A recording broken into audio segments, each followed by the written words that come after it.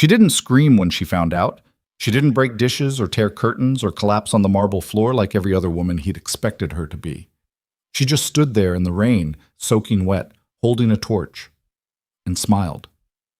That smile should have terrified every soul in that kingdom, because Celine Vale didn't rage like a woman scorned.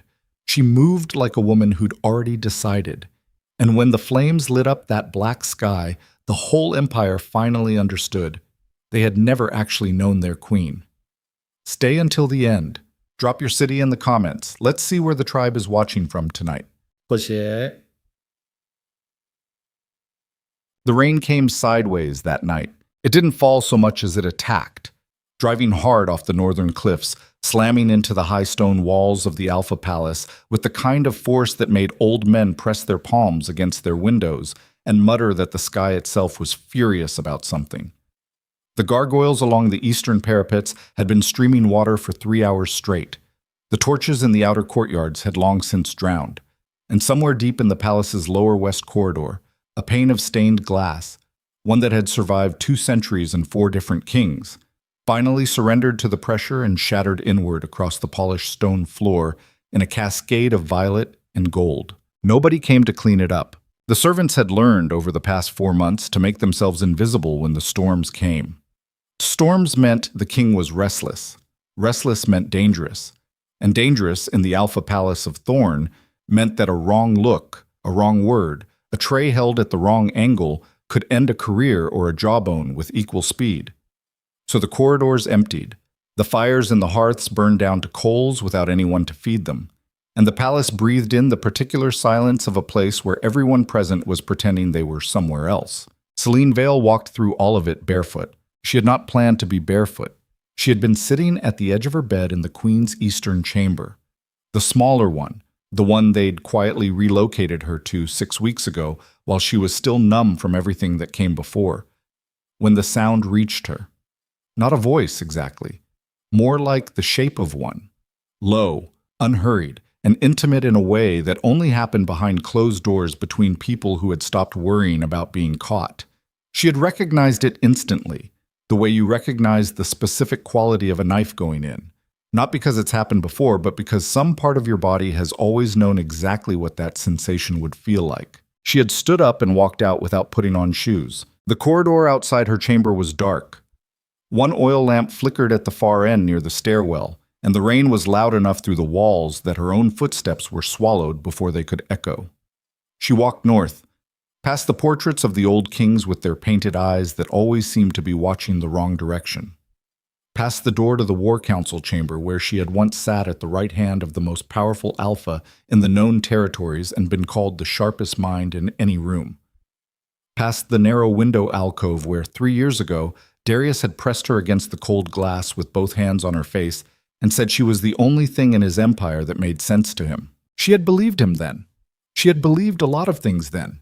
The sound grew clearer as she climbed the servant stair to the upper north corridor, the wing that connected the king's private chambers to what had once been, officially, a suite reserved for visiting dignitaries. Unofficially, everyone in the palace had known for months what it had become. But knowing and seeing were 2 entirely different wounds, and Celine had not yet seen. She had been grieving. She had been surviving the particular destruction that comes from losing a child you had already named, already spoken to in the dark, already planned a future around. And grief like that had a way of narrowing your whole world down to the single task of continuing to breathe.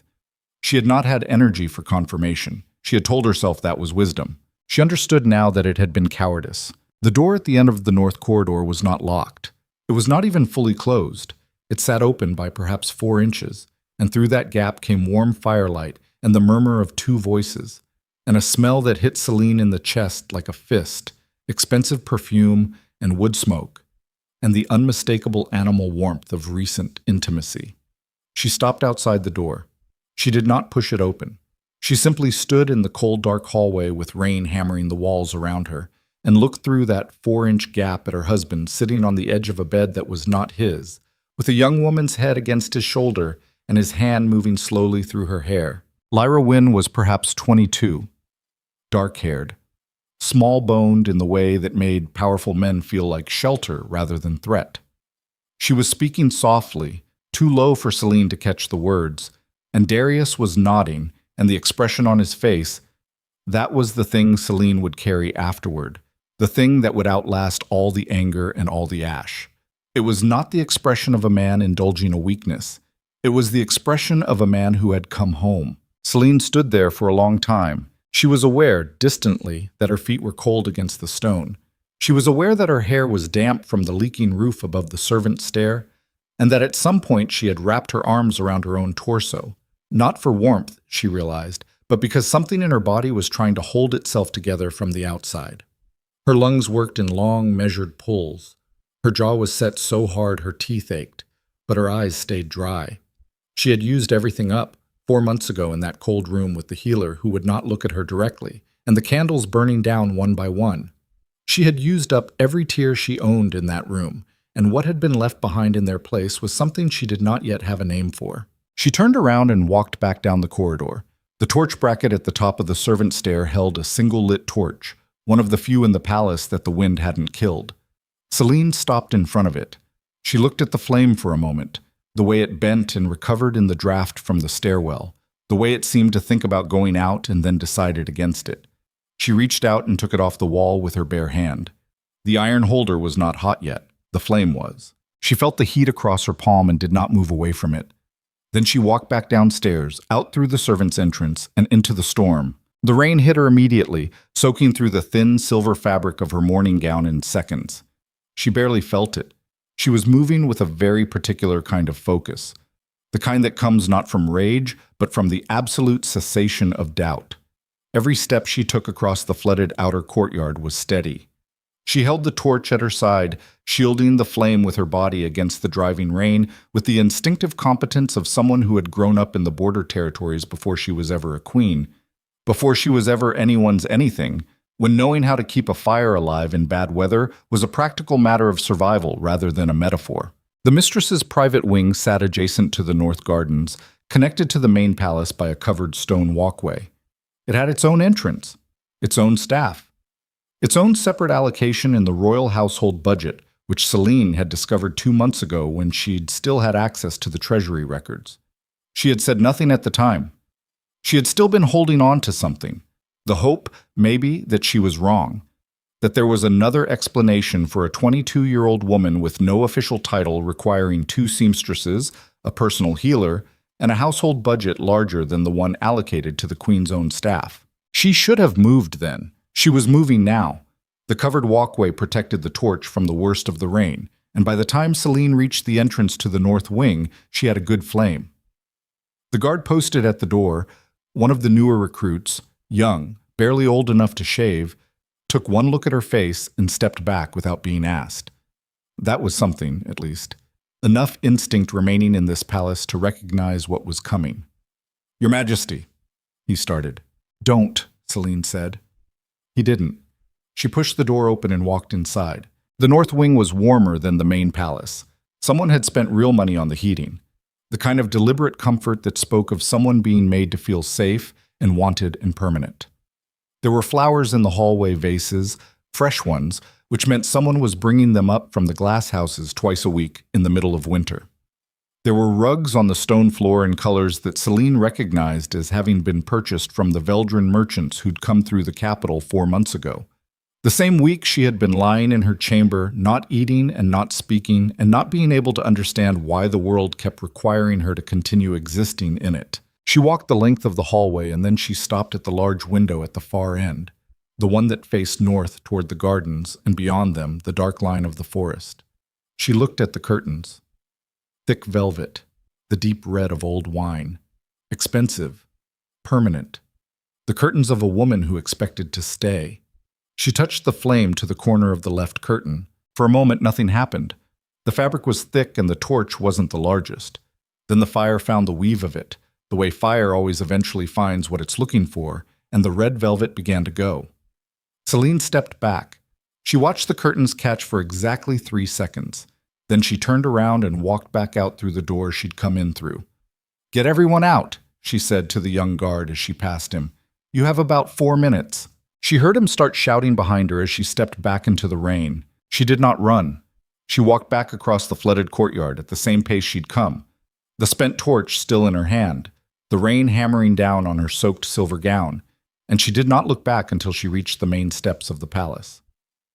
When she did turn, the north wing's windows had already gone orange from the inside. The fire had found the furniture, the rugs, the flowers still standing in their vases. It was moving fast and confident and thorough, the way fire moves when it has been given permission. She stood there and watched it for a long time. The alarm bells started. Servants came running from everywhere. Somewhere above her she could hear shouting, deep, furious male shouting that she knew the sound of as well as she knew her own name. She could tell, from the way the shouting was moving through the floors above her, exactly which route Darius was taking to reach the north-facing windows of the upper corridor. She could predict, with reasonable accuracy, the moment he would see the flames and understand what they meant. She stood on the steps in the rain and waited for that moment. It came. She saw his shape appear in the upper window, that broad silhouette she had mapped in the dark 1,000 times, the set of those shoulders that she had once believed were the most reliable thing in her world. She saw him see the fire.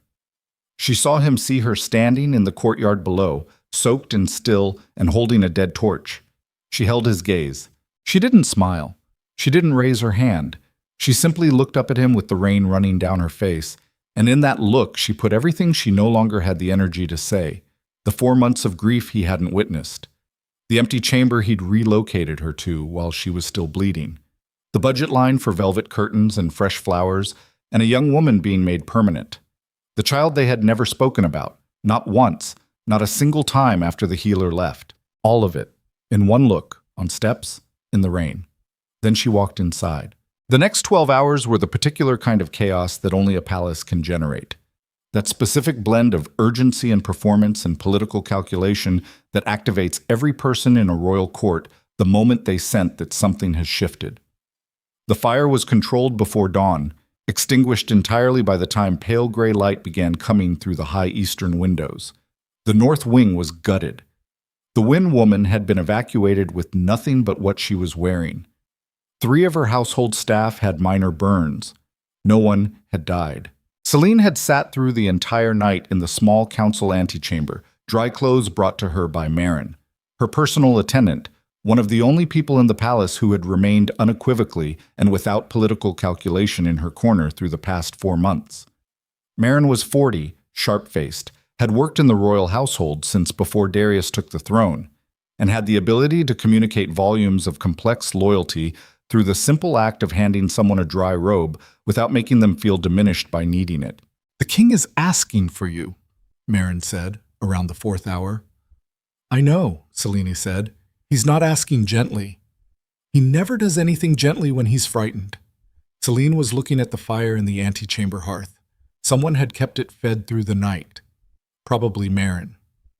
"Tell whoever's relaying his messages that I'll come when I'm ready." Marin paused. "That response is going to create a problem." "Marin," Selene turned and looked at her. "Everything is already a problem. We might as well be honest about it." Marin pressed her lips together and left. Selene turned back to the fire.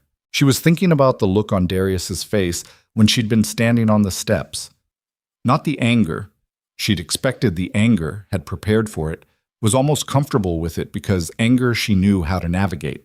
What she was thinking about was the other thing she'd seen, just for a second before the anger closed over it, the confusion. The genuine, unguarded confusion of a man who had organized the world around a certain version of his wife, and was now confronting evidence that the version was wrong. He had thought she was broken. She understood that now with cold, clear precision. He had watched her grieve for 4 months, and had concluded somewhere in the part of him that made decisions about women that she had become something diminished and manageable.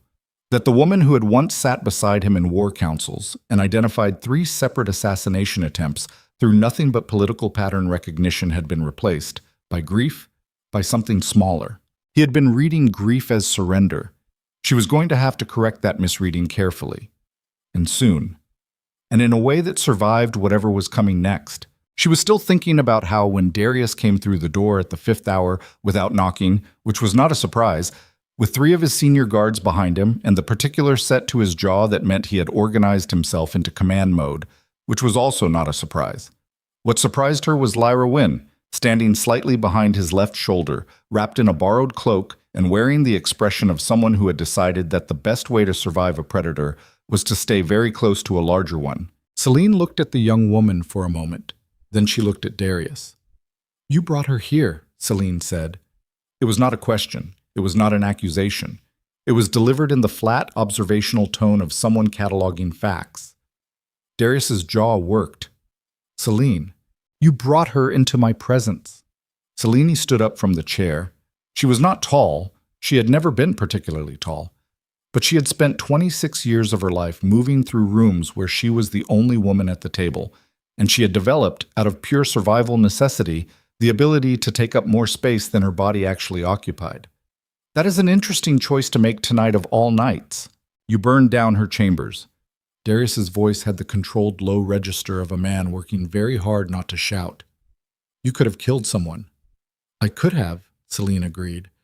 "I gave her staff 4 minutes and walked away. Everyone is alive. I was careful." "Careful." He said the word like it tasted wrong. "You call that, I call it deliberate," Celine said. "There's a difference. Careful means you're trying to limit damage.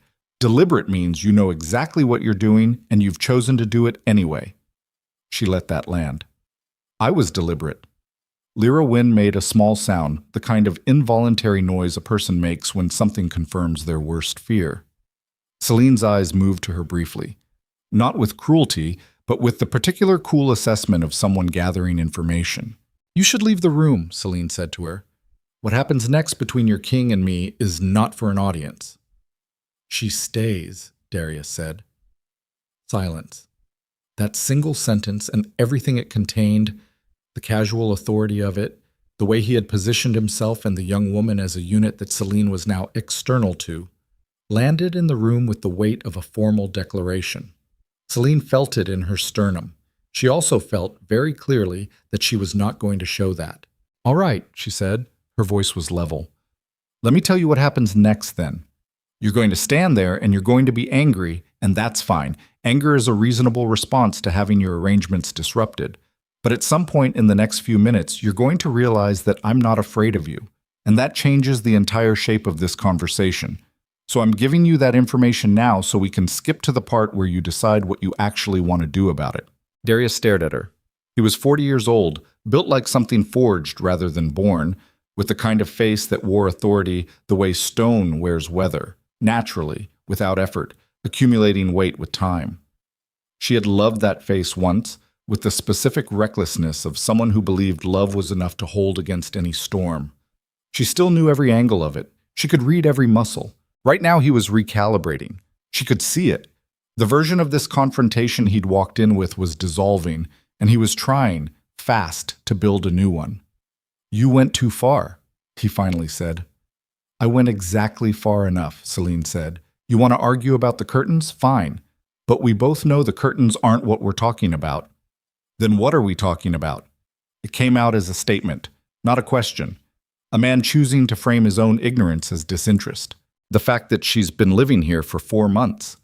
Celine gestured, not at Lyra specifically, but at the general concept of her, the whole accumulated fact of her presence in the palace. "The fact that you moved her in while I was in that chamber. While I was—" She stopped, started again. "While I was dealing with what we lost. You were setting her up in the north wing with velvet curtains and your household account and a budget allocation larger than mine." She paused. "I found the budget records in September, Darius. I have said nothing until now. I want you to think about what that means." Something moved across his face. It might have been guilt. It might have been something harder to name. "The north wing is a matter of—" "Don't." Her voice didn't rise. It went colder. "Don't give me the administrative language. Don't tell me it's about alliance or politics or anything other than what it is. I am your wife. I sat in that chamber for 4 months, and I needed one thing. One thing." She held up a single finger. "I needed you to come and sit with me in the dark and not say a single word and just be present. That was all. And you couldn't do it. You came twice in the first week and then you stopped coming, and I understood that you didn't know how to be with grief that you couldn't fix, and I accepted that about you.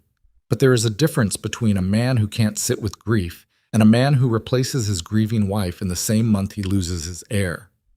Her voice remained steady throughout this. That was the thing she was most proud of, in the whole long years of her life.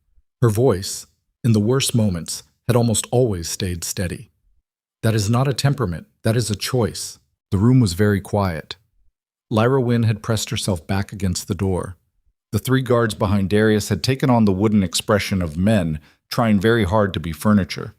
Darius's expression had done something complicated, shuttered in certain places, opened in others, in the way of a man being forced to look at something he has been very carefully not looking at. "You don't understand the pressures," he started. "I understand every pressure on this throne," Celine said. "I've been managing them with you for 6 years. I was managing them before you noticed I existed. Don't use the throne as a reason." She looked at him for a long, direct moment. "I am going to walk out of this room now. When you've decided how you want to handle what comes next politically, with the court, with the nobles who are going to have opinions about the fire, with whoever needs to be managed, I'll be available to discuss strategy. But this," she gestured at the three of them, the shape they made in the room, "this conversation here is finished. I won't have it again." She moved toward the door. Darius's voice stopped her. "You're not walking away from this." She turned. "I'm not walking away from anything. I'm removing myself from a conversation that has stopped being productive." She looked at him. "That's not weakness, Darius. You'd recognize the difference if you'd ever had to develop it." She walked past the guards. She walked past Lyra Wynn, who was close enough to the door that Celine could see the young woman's hands shaking slightly inside the folds of the borrowed cloak. She stopped for just a moment, not long enough to be a confrontation, just long enough to be a communication. "You should think very carefully," Celine said quietly, not cruelty in her voice, but something more unsettling, something almost like concern, "about who in this palace is actually keeping you safe." She left before the young woman could answer. Marin was waiting in the corridor outside, standing in the particular manner of someone who has had extensive practice at being available without appearing to have been listening. "The South Tower room," Celine said. "I need 2 hours, no messages." "The king will send—" "I know what the king will send. 2 hours, Marin." Marin nodded once and moved ahead of her to clear the corridor. In the South Tower room, a small space with one window and a writing desk that Celine had claimed years ago when she'd first arrived in the palace as a new bride and needed somewhere that was entirely, uncomplicatedly hers. She sat at the desk and did not write anything and did not do anything for approximately 20 minutes. She sat with her hands flat on the wood and breathed in the specific way she had taught herself at 15 years old, growing up in the border territories where her father ran his household like a small military installation, and sentiment was considered a kind of failure, the way that kept you from disappearing into the feeling.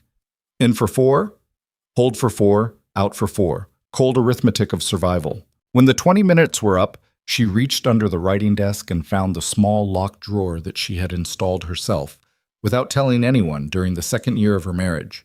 She used the key that lived on a chain under her clothes, never off her body. Inside the drawer were 3 things: a folded letter in a cipher she had developed herself, correspondence from a contact in the eastern provinces she had been cultivating for 2 years under a name that was not her own, a list of names, 8 of them, written in her smallest handwriting on a piece of paper no larger than her palm, next to which she had written, in the same small hand, a series of dates and notations, and a small vial of dark liquid, sealed with wax, that she had received from the same Eastern contact 3 weeks ago, with a note that said only, "When you are ready to know, break the seal and apply a single drop to the document I am sending separately." She had not been ready then. She looked at the vial now and thought about the name at the top of her list. Lyra Wynn. She had written it there not because of what she knew about the young woman, which had been, until recently, relatively little, but because of what she knew about the Eastern contact, and the Eastern contact's employer, and the particular network of political entanglements that employer had been carefully constructing for the past 4 years across 3 rival Alpha territories. She had written Lyra Wynn's name at the top of her list because of a pattern.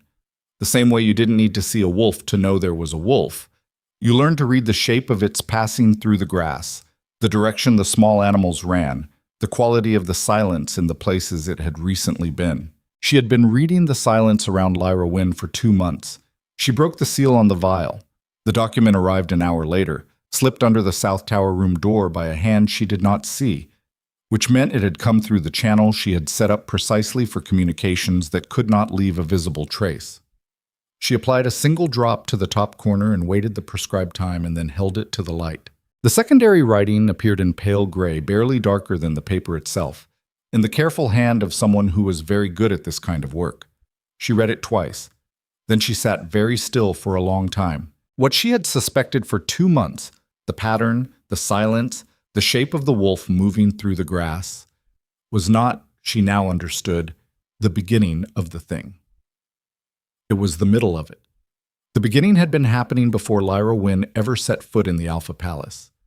The beginning had been happening in rooms she had never had access to, in conversations between men she had only partially mapped, in a strategy so patient and long-term that it made her own careful preparation look improvised. Lyra Wynn was not simply a mistress, she was a placement. Celine put the document in the hearth and watched it go. She sat in the South Tower room and thought about 6 years of her life and what she had built in them, and what she had assumed was built, and what she now understood had been quietly undermined from a direction she had been too occupied with grief to see clearly. She thought about the 8 names on her list. She thought about Darius alive and on the throne, and the specific, unpleasant nature of what that meant for what came next. Because a living king, even a faithless one, was a known factor, and known factors were manageable, and manageable was survivable. And survivable was the only currency she had ever truly believed in. She thought about who she was going to need, not allies exactly. Allies were people who shared your goals, and her goals were currently complicated enough that she didn't trust anyone to fully share them. What she needed were people who shared her assessment of the situation and whose own interests would be protected by helping her correct it. That was a different category of person, smaller, harder to find, more reliable when found. She pulled out a fresh piece of paper and began to write. She wrote for a long time. The fire in the small hearth burned down and she didn't feed it, writing by the gray light that came through the single south-facing window as dawn finished establishing itself across the wet and storm-wrecked landscape outside. When she finally stopped writing, she had 2 lists. One was a list of problems. The other was a list of resources. She looked at both lists for a while, moving her eyes back and forth between them with the practiced lateral efficiency of someone reading a battle map. She had been doing this her whole life, taking the situation as it actually was, not as she wished it were, and finding the path through it that preserved the most and lost the least.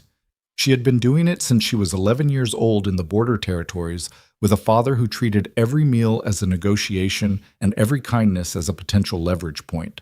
She had been doing it when she arrived in the capital at 19 with her name and her father's thin political reputation and nothing else, and had spent 3 years making herself so precisely indispensable to the inner workings of the royal court that by the time Darius Vale looked at her as something more than a political asset, she had already become one. She had been doing it every day of this marriage, in rooms where she was the only woman and was expected to be decorative and had instead been essential and had learned to be essential in ways that were invisible enough that no one felt threatened by them. She was doing it now. The knock on the door came mid-morning, firm, unhurried, the particular knock of someone who has been told to relay an unpleasant message and has decided to just do it cleanly. Your Majesty. One of the senior palace officials, a man named Orvin, who had served under 3 different kings and had survived all of them through a combination of genuine competence and a highly developed instinct for which way a room was tilting. The king has requested your presence in the main court. When? Celine said. Within the hour. She looked at the 2 lists on the desk. Then she folded them and put them in the locked drawer and locked it and put the key back under her clothes. Tell him I'll be there, she said. Orvin's pause was brief but communicative. He has asked that the court be in full attendance. Celine understood what this meant. Full court attendance for a meeting with the Queen meant a public forum. A public forum, in the current circumstances, meant a statement. A statement made in Darius's current emotional state, with Lyra Wynn's shadow over it, was going to be a punishment. He was going to try to strip her publicly. Authority, access, title, some or all. This was how men like Darius handled threats that frightened them. They reached for the formal power they actually held, and they wielded it in front of witnesses so the threat was seen to have been neutralized. She had always known this was a possible move. She had spent 6 years hoping she would never need the preparation she had made against it. She looked at the window. The storm had passed in the night and left the sky that particular transparent blue that only came after violence, clean and cold and very, very clear. "Tell the king," she said, "I'll need 45 minutes." She spent those 45 minutes doing 3 things. First, she dressed herself in the black mourning clothes she had not worn since the first 2 weeks after the loss. Because black in this court meant loss, and loss meant the kind of moral authority that was very difficult to publicly neutralize. Second, she sent 4 separate messages through 4 separate channels, none of which went through the official palace messenger service. Third, she stood in front of the narrow mirror in the South Tower room and looked at her own face for a long time. She looked older than she had 6 months ago. She looked like she had been somewhere that changed the shape of things. Her eyes, always the light silver gray that had earned her the informal title she'd carried since childhood, looked less like a quality and more like a position. A fixed point that the rest of her face had oriented around. She looked like someone who had burned down a wing of a palace in the rain and walked calmly back inside and slept 4 hours and was now preparing to walk into a room full of people who were about to try to make an example of her. She looked, she thought, like herself. More completely and unambiguously herself than she had in months. She put on her black coat and walked to the main court. The court was full. That was the first thing. The sheer press of people in the formal hall, every noble family with a seat in the capital, the military commanders, the territorial representatives, the trade house heads, the senior palace officials, all arranged in the tiered gallery seating that flanked the long central floor leading to the twin thrones at the far end. The second thing was the silence, which was not the ordinary silence of a formal court proceeding, but something tighter, more charged, the specific silence of people who know they are about to witness something that will require them to have an opinion about it later. Darius was already on the throne. He had changed and composed himself and was presenting the formal face of royal authority, the one with no personal weather visible in it, only the weather of the crown. Beside him, the queen's throne was empty. This had been done on purpose. She had come in from the side entrance, which meant she was walking the full length of the court to reach it. She walked it, slowly, straight-spined and unhurried, in the black mourning coat, with every eye in the gallery following her and the quality of the silence changing as she moved through it. When she reached the base of the throne dais and looked up at Darius, she saw on his face the expression of a man who had prepared a specific thing and was now computing, rapidly, whether it was still the right thing. She sat in the queen's throne without being invited. Darius's jaw tightened by perhaps 2 millimeters. "Celine." "Darius," she said. Her voice carried in the formal court hall the way it always had. Clearly, without effort, reaching the back gallery with the natural resonance of someone who had never needed to raise it to be heard. "You know why we're here." "I have some ideas," she said. "Tell me yours." Something flickered in the gallery. Not quite a sound, more the precursor to one, quickly suppressed. Darius leaned forward. "What you did last night was an act of destruction against the crown's property, an act of instability and violence in the heart of the Alpha Palace. It will not be tolerated, and as a result," he reached to his left, where one of his senior counselors was holding a sealed document. "As a result, I am, effective immediately, relieving you of your authority as Queen Consort of the Thorn Empire. Your access to the Treasury, the War Council, and all official court functions is suspended until a formal review." "Stop," Celine said. The word fell into the formal court hall with a particular quality. Not loud, completely, absolutely certain. Darius stopped. The surprise of it, she could tell, was genuine. He had not expected to be interrupted, had not built that into his preparation. "Before you finish that sentence," Celine said, looking at him with the steady silver eyes she had been born with in a border territory that taught you early that the eyes were where you couldn't afford to lie. "You should know that this court already contains 3 individuals who are going to be named in a conspiracy proceeding before this month is over." She let that sit for exactly 2 seconds. "And before you move to strip my access to the War Council, you should think very carefully about who has been quietly managing the information those 3 individuals have been feeding to your enemies for the past 18 months. The silence in the court hall was different now. Darius stared at her. She held his gaze and did not look away.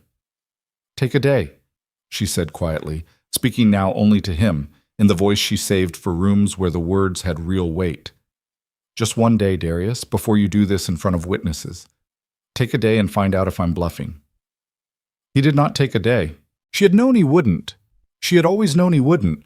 Darius Thorne was a man who made decisions under pressure by accelerating rather than pausing, who had mistaken momentum for strength so many times in his life that the two had become indistinguishable to him. He stood up from the throne with the sealed document in his hand, and he read it aloud in the formal court voice. Every word of it stripped her of every formal title and authority she held, and ordered her to the Eastern Tower pending the formal review. She listened to all of it without expression. When he finished, she stood up from the Queen's throne. She stood for a moment looking at it, the carved stone of it, the faint indentation in the seat that was the accumulated weight of every woman who had sat in it before her. Then she looked at the court, the full gallery of faces watching her, all the calculation and the fear and the careful neutrality of people trying not to commit too early. "I want you all to remember this moment," she said to the gallery. Her voice was still clear, still steady. "Not for my sake, for yours.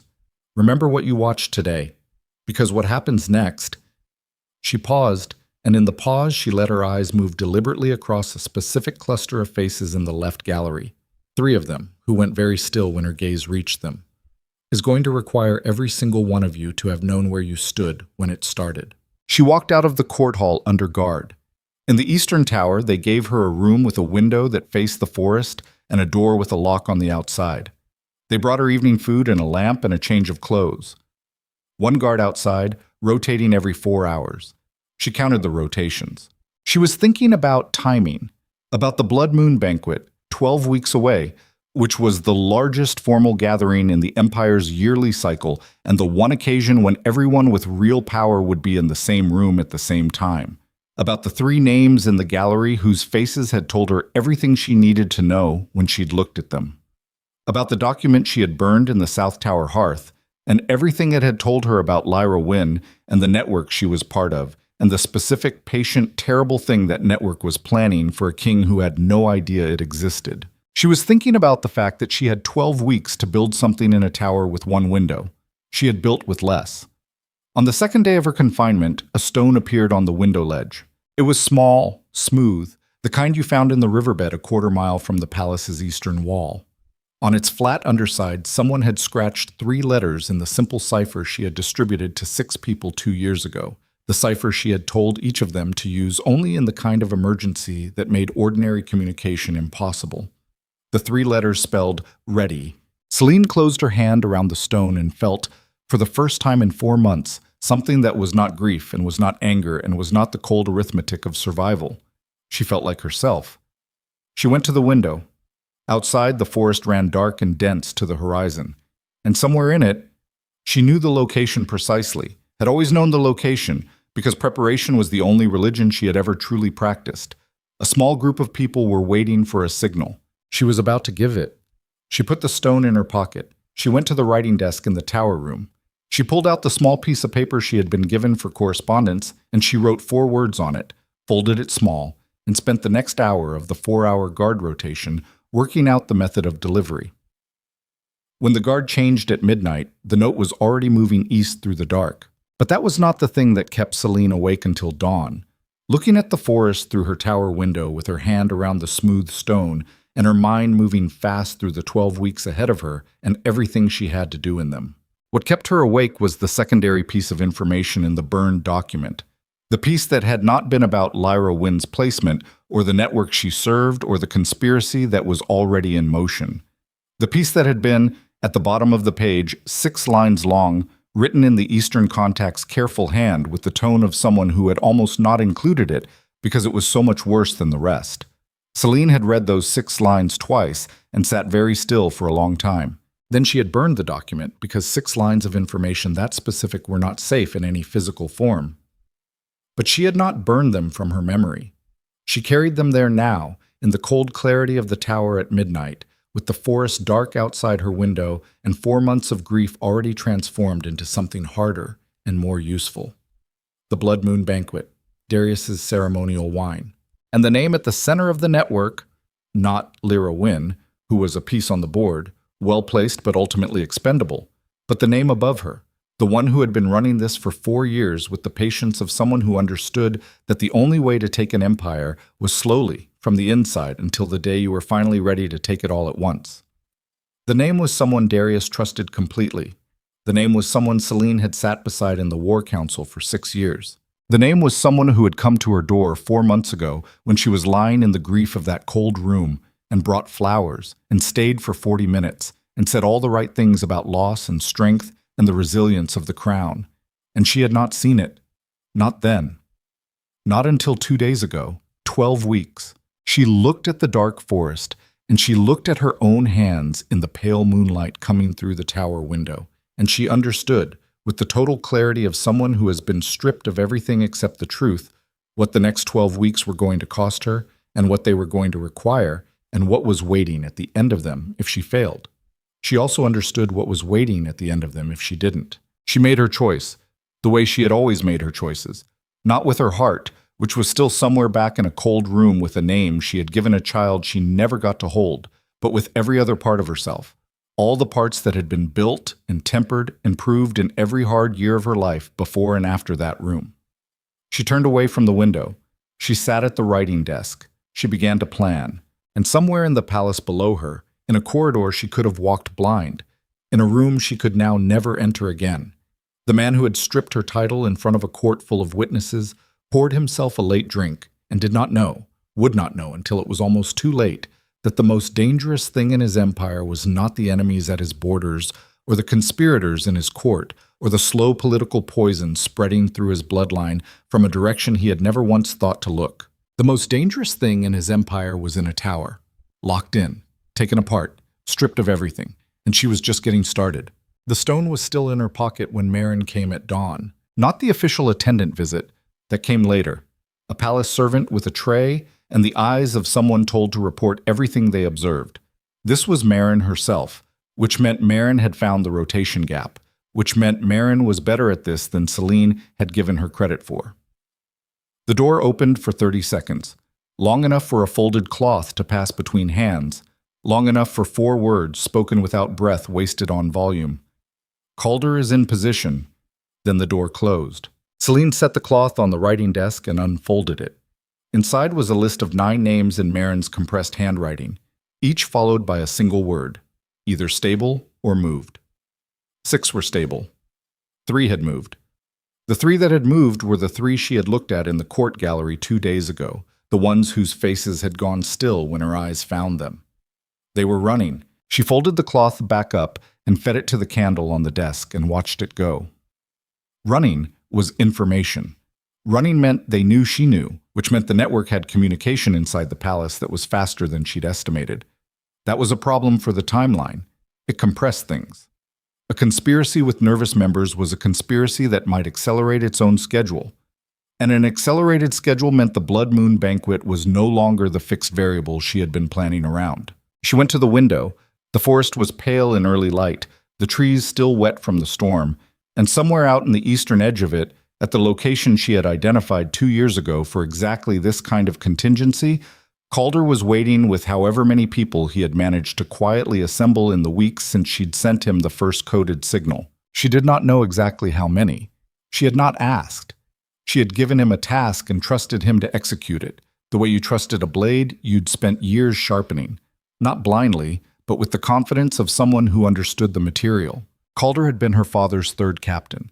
He had come with her to the capital when she married, officially as a household guard, which was the kind of title that made men who underestimated things stop paying attention. He was 53 years old and built like a man who had never once in his life stopped moving, and he had the particular quality of loyalty that was not about sentiment but about professional judgment. He had assessed her at 19 and decided she was worth following, and he had not changed that assessment in 7 years. And she trusted that more than she would have trusted any amount of affection. The guard change was coming in 2 hours. She sat at the writing desk and spent those 2 hours in the most productive state she knew. Complete stillness on the outside, complete velocity on the inside. Running the variables, building the sequence, finding the places where the sequence could break, and building contingencies around those places. It was the same cognitive process she had used every day of her life in the War Council, except that she was now doing it in a tower room without access to any of the formal resources she'd spent 6 years accumulating, which meant she was working from memory and the 9 names on a cloth she'd already burned. It was, she thought, with something that wasn't quite humor but was adjacent to it, not the worst position she'd ever worked from. The guard change came. The new guard was a man she recognized, older, former border regiment, one of the names on the stable list. He would not open the door on his own, but he would not, if something slid under it, call immediate attention to it before reading it first. That was the margin she had. She used it. The note she slid under the door had 2 lines. The first was a question about timing. The second was a location that meant nothing to anyone who didn't know what the location referred to. She waited. 40 minutes later, a folded piece of paper appeared under the door from the other side. 2 nights. She put that paper in the candle too, and then sat back and recalibrated everything around the new number. 2 nights was tight. 2 nights meant she had to trust that Calder had done the work without her being able to verify it, which was the thing she liked least. Not the risk itself, but the absence of data about the risk. But 2 nights was also, she admitted, probably correct. 3 nights gave the 3 running names time to make a move she couldn't counter from a locked room. 2 nights kept the initiative on her side. She thought about the 6 lines at the bottom of the burned document. She thought about the name at the center of the network, and the face that went with it, and the 40 minutes that person had sat with her in the cold room 4 months ago, saying all the right things about grief and resilience. She thought about Darius, drinking his late drink somewhere below her, unaware. The part of her that was still, somewhere beneath all the calculation, a person who had loved him. That part sat with the weight of what she knew and what was coming and what she was going to have to do about it, and it was heavy in the way that things are heavy when you have stopped lying to yourself about them. She did not push the weight away. She had learned, in the border territories, and in 6 years of a hard marriage and in 4 months of the worst grief she had ever known, that the things you pushed away came back louder. You had to carry them. You had to carry them and keep moving anyway. She kept moving.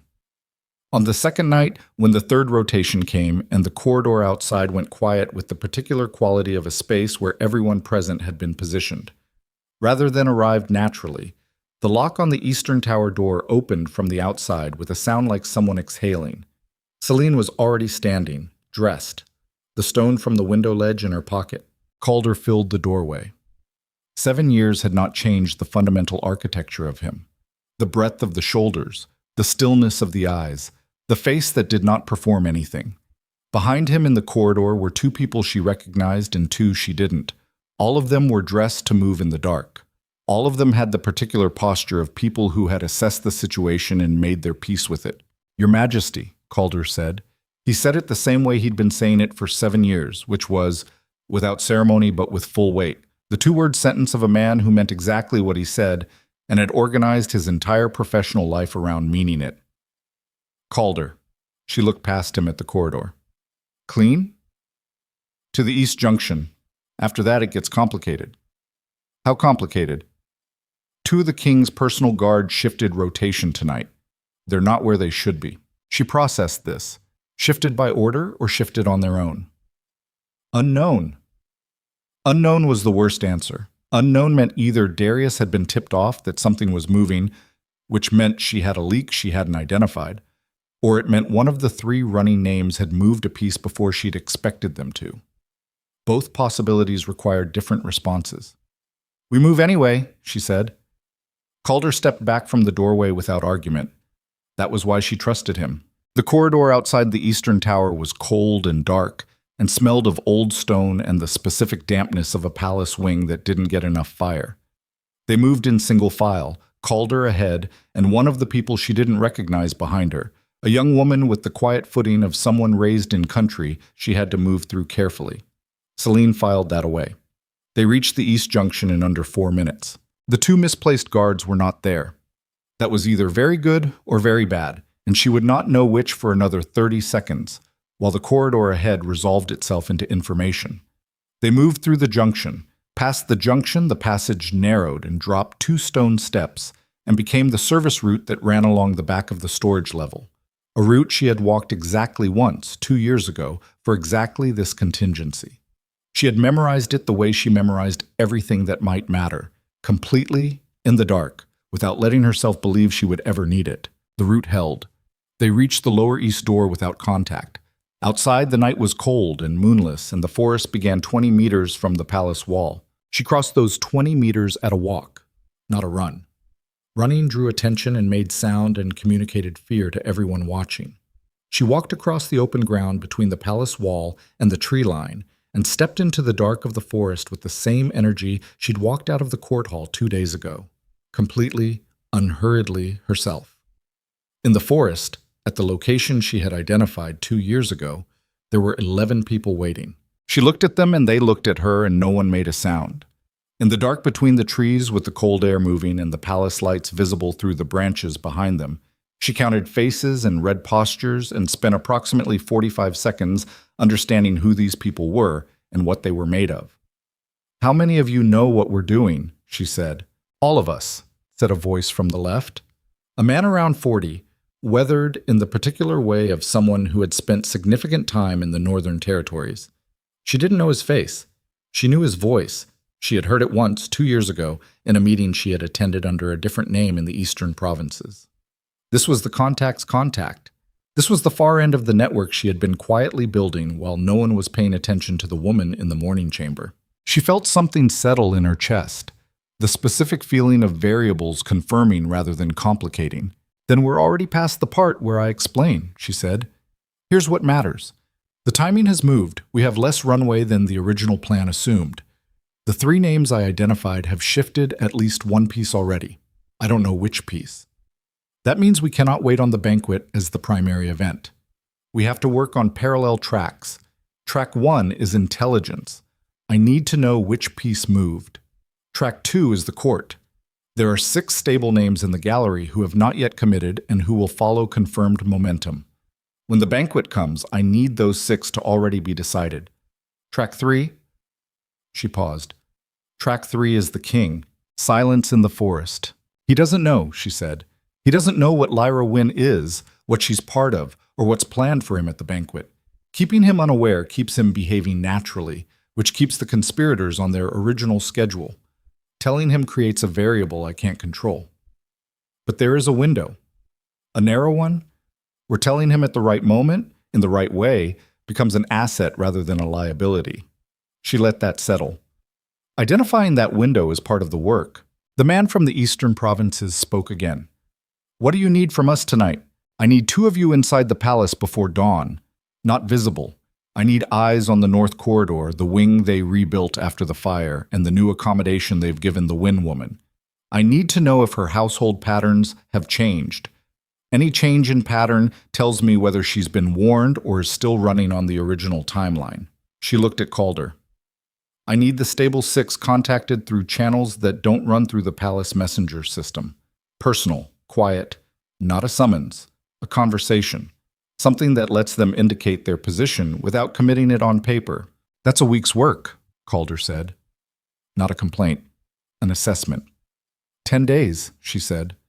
"We have 10 days before the banquet. Use 8. And the 2 left. The 2 left are for whatever we missed." She watched him process this and accept it, and the acceptance was not optimistic. It was professional, which was the only kind that held up when things started moving faster than the plan. She looked around the group in the trees. 11 people.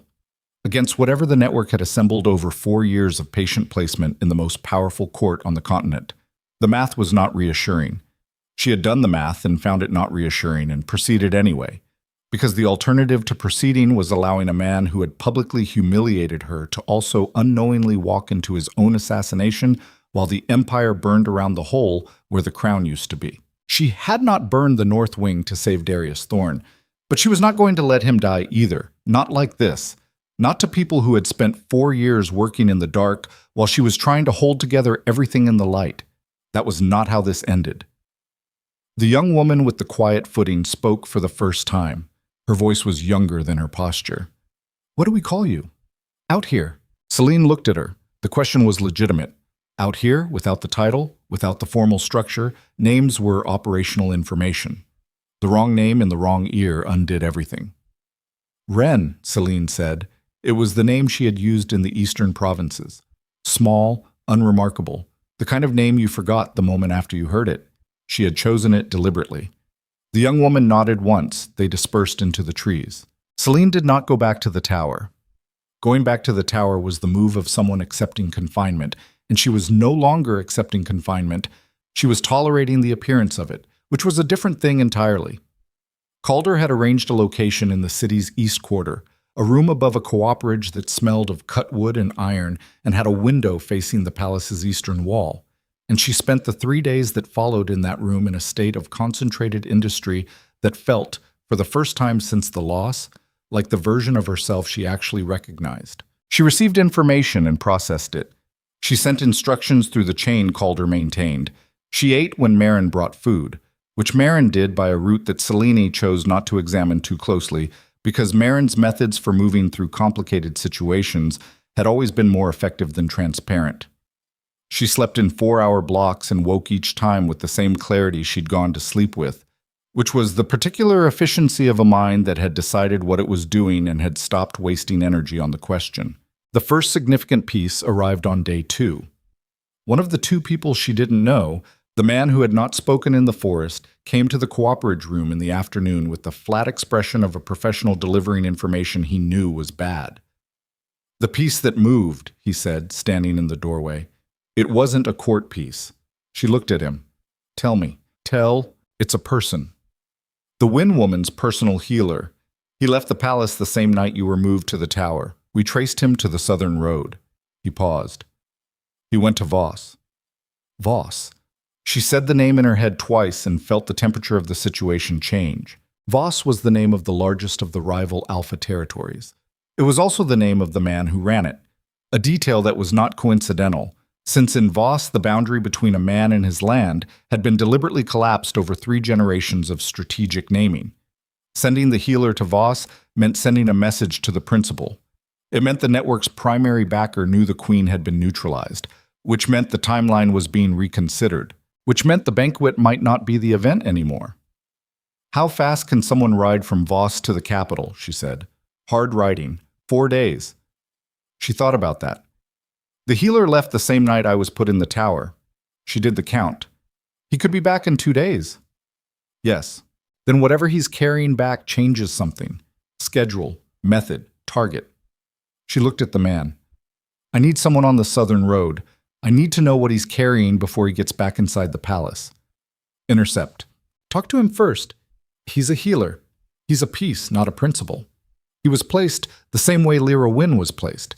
He may not fully understand what he's part of." She let that sit for a beat. "If he can be turned, turn him. If he can't, then you have a decision to make, and I'm authorizing you to make it." The man in the doorway held her gaze for a moment. He was reading her the way experienced people read each other. Not the words, but the weight behind them, the specific quality of seriousness that indicated she meant exactly what she'd said and would not soften it on second consideration. He nodded and left. Celine went back to the writing desk. She thought about Darius. She had not thought about him directly for 2 days, which had been deliberate. Too much of her cognitive space spent on a man who had publicly stripped her authority was cognitive space she couldn't afford. But the healer going to Voss changed the calculation. If the schedule was moving, Darius's ignorance was no longer an asset she could afford to maintain indefinitely. She needed to know, before the healer got back, exactly when and how to use the window. The problem was access. She was no longer in the palace. Marin could carry messages, but Marin was being watched. They were all being watched, everyone even loosely associated with the former queen. A direct message to Darius through any visible channel told the network exactly where she was and what she was doing. She needed someone inside the palace who was not visibly associated with her, and who had a reason to be alone with the king that would not read as unusual. She thought about this for a while. Then she wrote a note. Not to Marin, to a different name. A name she had not used in 7 years. A name that belonged to a man who had served in the royal household before her marriage, who had no visible connection to her at all, and who had done her one significant favor years ago that she had carefully never called in, because she had understood even then that uncalled favors were worth more than cashed ones. She folded the note and sent it through the chain. Then she waited. That night Marin came later than usual, and the expression on her face when she came through the cooperage room door was not her operational face. It was something underneath that, something that Celine had seen perhaps twice in 7 years. "What?" Celine said. "The palace announced this morning that the Queen's formal review is concluded." Marin set the food down on the table. "The Eastern Tower is empty. As far as the court is aware, you are still in it." Celine nodded. She had expected this lag. It would take the court a few more days to begin asking uncomfortable questions about why the Queen had not been seen. "That's not it," she said. "What else?" Marin looked at her. "They announced a formal recognition ceremony 3 days before the banquet." She paused. "The king is formally recognizing Lyra Wynne before the court, with full title." The room was very quiet. Celine sat with this information. She let it move through her and felt exactly what it was. Not grief anymore, she had used all of that up, but something colder and more clarifying.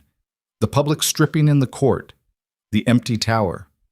And now, 3 days before the banquet that was designed to end Darius Thorne's life, the public installation of the woman who was part of the conspiracy to do it.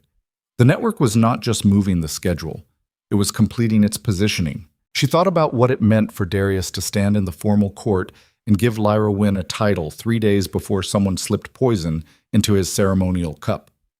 She thought about the particular cruelty of that, not toward her, she was past caring about the political injury, but toward the man himself. Standing up in front of his court and elevating the instrument of his death, giving it a crown. "He doesn't know," Marin said quietly. "No." Celine's voice was flat. "He doesn't know." "Are you going to tell him?" She looked at the window. The palace lights through the trees, steady and cold and absolutely indifferent. She thought about Darius standing at that upper window in the rain, seeing the fire, seeing her on the steps, the confusion on his face, the genuine unguarded moment of it. She thought about 6 years of a hard marriage and every room where she had been essential and invisible and had chosen to remain invisible because essential was enough, because she had never needed him to see her as long as she could see clearly. She thought about the child she had named in the dark and never held, and the cold chamber and the 2 visits in the first week and the velvet curtains. She thought about who she was, not who the court had seen, not who Darius had made her into, not who the network had planned against. Who she actually was, underneath all the things that had been layered on top by marriage and grief and 4 months of careful survival. She knew the answer to that question. She had always known it.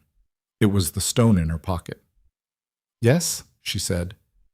"I'm going to tell him." Marin's expression did not change, which was how Celine knew she had surprised her. "When?" Marin said. "After the recognition ceremony." Celine turned from the window. Her voice had the quality it got when a decision had fully locked in.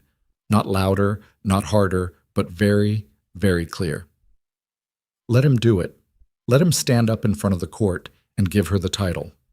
Let everyone see it and record it, and let the network believe they are exactly on schedule." She paused.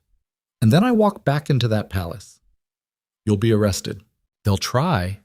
She looked at Marin. "There are 6 people in that gallery who have not committed. When they see me walk back through those doors, they'll commit. Not because they love me, because I'm the only person in that building who knows what's actually happening. And people who want to survive pick the person with information over the person with authority every single time." Marin was quiet for a moment. "The king," she finally said. "What if he doesn't listen?" It was the real question. Not whether Celine could get back inside the palace, not whether the 6 uncommitted gallery members would move. Whether Darius Thorne, standing at the center of a room with a freshly titled mistress and a court he had just performed power in front of, would listen to the woman he had publicly stripped and locked in a tower when she walked in and told him that everything around him was designed to kill him. Celine thought about the face at the upper window. The confusion. Underneath the confusion, something she had recognized even in that moment, even in her anger. The look of a man who had just seen something that didn't fit the version of the world he'd organized himself around. He was not stupid. He was wrong about her. That was different. "He'll listen," she said. "Not because he trusts me." She picked up the stone from the table and closed it in her fist. "Because I'm going to walk in there and say the name at the center of the network, the one person he has trusted without question for years. And when he hears that name come out of my mouth, She felt the smooth weight of the stone in her palm. He'll know I'm not there to save myself. Marin held her gaze for a long moment. And if you're wrong about the name, she said, I'm not wrong about the name. The certainty in her voice settled the room completely. Marin nodded once. She turned toward the door and stopped. She did not turn back around. She spoke to the door.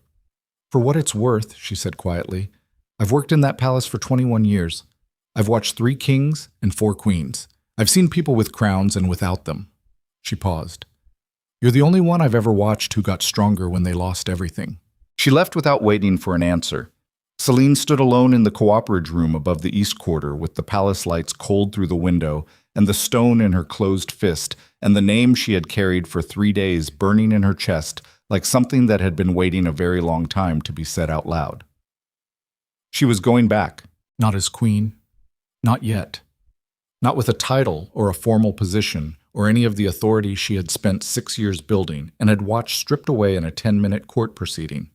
She was going back as herself, with the information she had gathered in the dark, and she was going to walk into the most politically dangerous room on the continent and say a name that would change everything. And if the name landed wrong, if she had read the pattern incorrectly, if the 6 lines at the bottom of the burned document were themselves a planted deception, if the person she was about to accuse was innocent and she had constructed a conspiracy out of grief and rage and the need to believe that what happened to her had a shape she could fight, then she was finished.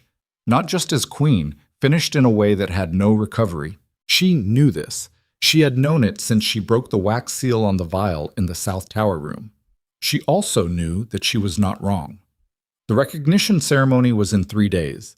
She had 3 days to finish what she had started in the rain. She set the stone on the writing desk and sat down and pulled the paper toward her and started writing the speech she would give when she walked back through those doors. Not the political speech, not the formal accusation, but the thing she would say to Darius before the court convened, in whatever private moment she could force before the room filled up. The sentence that would make him listen. She wrote it once. She crossed it out. She wrote it again. This time it was right. She read it back to herself once, in the cold quiet of the room above the cooperage, and the words sat in her chest with the particular weight of things that could not be unsaid once said. Things that crossed a threshold from which no version of any future led back to the territory before them. She folded the paper.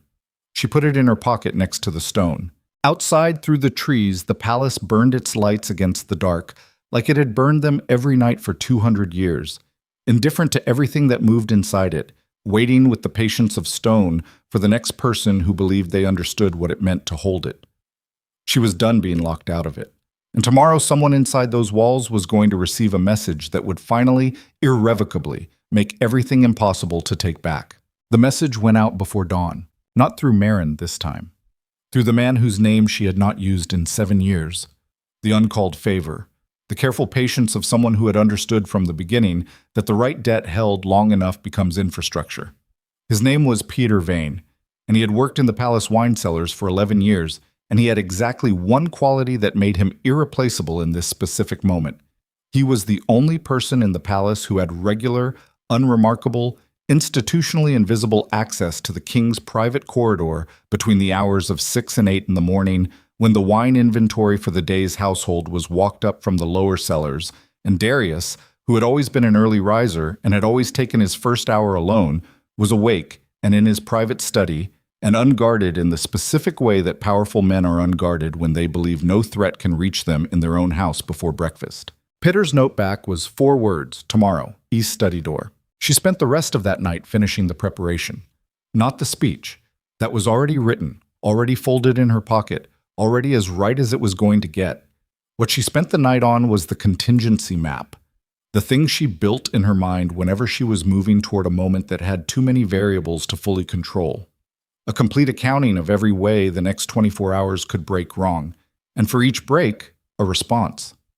It was exhausting work. It was also the only thing that made walking into the uncontrollable feel like something other than surrender. She identified 11 failure points. She had responses for 9 of them. The other 2 she carried as the price of proceeding.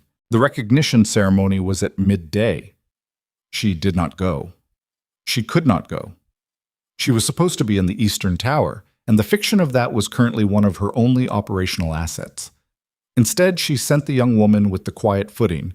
She had learned the name by now, Essa, formerly of a northern village that no longer existed after the rival Alphas moved through it 2 years ago, to a position in the market square where the ceremony's overflow crowd would gather. Essa's job was to watch not the ceremony, but the faces watching it. The 6 uncommitted gallery members, whether they applauded or whether they did the careful, non-committal thing of being visibly present without being visibly enthusiastic. The difference between those 2 responses would tell Celine whether the 6 had already been approached by the network, which would change everything about the timing of her return. Essa came back in the early afternoon with a flat expression and a single sentence. 2 applauded, 4 didn't move. 2 out of 6 already turned. She processed this with the particular efficiency of someone who had practiced not reacting to bad news long enough that the practice had become physiology. Her breathing didn't change. Her face didn't change. She made a note on the paper in front of her and moved the number from 6 to 4 and rebuilt the sequence around the new number. 4 was still workable. 4 was not comfortable, but it was workable. She slept 4 hours and woke in the deep dark before morning and dressed in the clothes Marin had brought. Palace clothes, formal but not ceremonial. The kind a woman wore when she intended to be taken seriously and had stopped caring about being liked. Dark gray. Her own, from before the stripped authority, which meant they still had the small embroidered mark at the collar that identified the wearer as royal household. A detail that would matter in the first 30 seconds. She walked to the palace in the dark with Calder at her left shoulder and nobody else. 2 people attracted less attention than a group and projected different information. A group said, "I am prepared for a confrontation." 2 people said, "I am here on business," which was the truth, and also less likely to cause the kind of immediate alarm response that would bring guards before she reached the east study door. They crossed the 20 meters of open ground between the tree line and the palace wall, at the hour when the night rotation was transitioning and the brief window of doubled attention had not yet settled into the sharper vigilance of the morning shift. She had identified this window 2 years ago. It had not changed. Institutional routines almost never changed. That was the thing that made institutions both powerful and fragile. The same predictability that made them stable made them readable. The palace door was unlocked. Peter had done his work. Inside, the lower corridor smelled of stone and cold air and the faint residue of last night's fires burning down. She moved through it with the spatial memory of someone who had walked these floors for 6 years and had spent a significant portion of that time learning them in the dark, literally and otherwise. Calder stayed at the base of the servant stair. This next part she did alone. The east study door was at the end of a short corridor off the main upper passage. She had been in the east study perhaps 30 times over 6 years. It was where Darius went when he wanted to think without the War Council watching him think. A small room with books he had actually read, and a fire he built himself because he had never trusted anyone else to build a fire the way he liked it. She knew this detail the way she knew all the details she had accumulated over 6 years of paying close attention to a man she had loved and then learned and then survived. She did not knock. She opened the door and walked in. Darius was at the desk with his back to her, in the shirt he slept in with a coat thrown over it, holding a document in both hands the way he held documents when the content required his full attention. He heard her enter and said, without turning, with the flat irritation of a man who had specifically asked not to be disturbed, "I said not before." He turned. The silence that followed was very complete. She had thought about what his face would do when he saw her. She had run through the variables, anger, alarm, the immediate reach for authority that men like Darius defaulted to when surprised. She had not prepared for what she actually saw, which was something rawer than any of those things. Something that passed across his face in the 2 seconds before he put the expression away. It looked, in those 2 seconds, like relief. She filed that away. She did not let it do anything to her. "You're not in the tower," he said. "No." He set the document on the desk and stood up, and she saw him make the full-body decision to be the king rather than whatever he had been in that 2-second window. The shoulders settling, the jaw. The specific arrangement of a man who was about to treat a situation as a problem of authority rather than a problem of reality. She was ready for this. "Before you do that," she said, "I need you to hear one name. After you hear it, you can have me arrested. You can have me put back in the tower. You can do whatever you decide you need to do. But hear it first." He looked at her. The king face held for a moment. Then, underneath it, something that was actually him. The sharp intelligence that had made him a good alpha in the years before he confused strength with isolation. She had always respected that intelligence, even when she had hated what he did with it. "One name," he said. "Aldrich Vorn." The room changed. She watched his face go through something she had never seen it do before. Not the 2-second window of unguarded relief, something more structural than that. Something that looked like the specific physical sensation of a foundation shifting. Aldrich Vorn was his first counsel. Had been his first counsel for 9 years. Had served under his father's administration for 7 years before that. Was 61 years old, white-haired, had a wife and 3 grown children, and a reputation for institutional loyalty so consistent and deep that saying his name in connection with conspiracy felt she understood, like saying the word in connection with the floor itself. Like accusing the building of betraying you. "That is not a name you say in this room without," he started. "He sent the healer to Voss," Celine said. "Your personal healer for the banquet, the one Vorn himself recommended to the household 4 months ago. Vorn sent him to Voss 3 days ago to confirm the timeline. The banquet is the event, Darius. Your ceremonial wine. You will be the only person drinking from the ceremonial cup. Vorn has been managing the seating arrangement for the banquet for the past 6 weeks. He moved himself off the head table 3 days ago, cited a knee ailment. I have the record of the household adjustment." Darius's breathing had changed. She could see it in his chest, the controlled, deliberate breathing of a man running a very fast internal calculation that was not going the way he needed it to go. "Lyra Wynn is not just a woman," she continued. "She's Voss's placement. She's been in communication with Vorn for the entire time she's been in this palace. The North Wing was not coincidental. Vorn recommended the accommodation. Vorn signed off on the household budget allocation. He has been managing her access to you for 4 months, and you gave him that access because he asked you to give her consideration, and you trusted him." She stopped.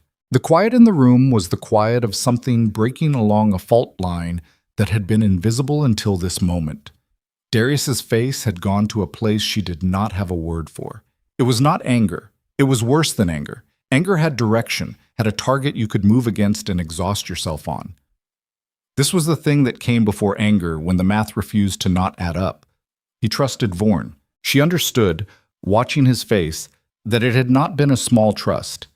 It had been the kind of trust that you built so completely into the structure of how you moved through the world that you stopped noticing it was there. The way you stopped noticing the walls of a room, stopped seeing them as separate objects, and started seeing them as simply the shape of the space you existed in. Aldrich Vorn had been the walls of Darius Thorne's world for 9 years. She had just told him the walls were the enemy. "Prove it," Darius said. His voice had a quality she had never heard in it, something ground down. "The document is gone," she said. "I burned it. You can verify the household record adjustment through Orvin. He keeps the original seating logs. He won't have been told to alter them yet. Vorn would have waited until closer to the banquet to avoid early scrutiny. The healer on the southern road. I have a man intercepting him tonight. Whatever he's carrying back from Voss either confirms it or disproves it." She held his gaze. "If I'm wrong, I'm handing you the most complete self-destruction in the history of this empire. I walked back into this palace without a title, without authority, without anything except the information.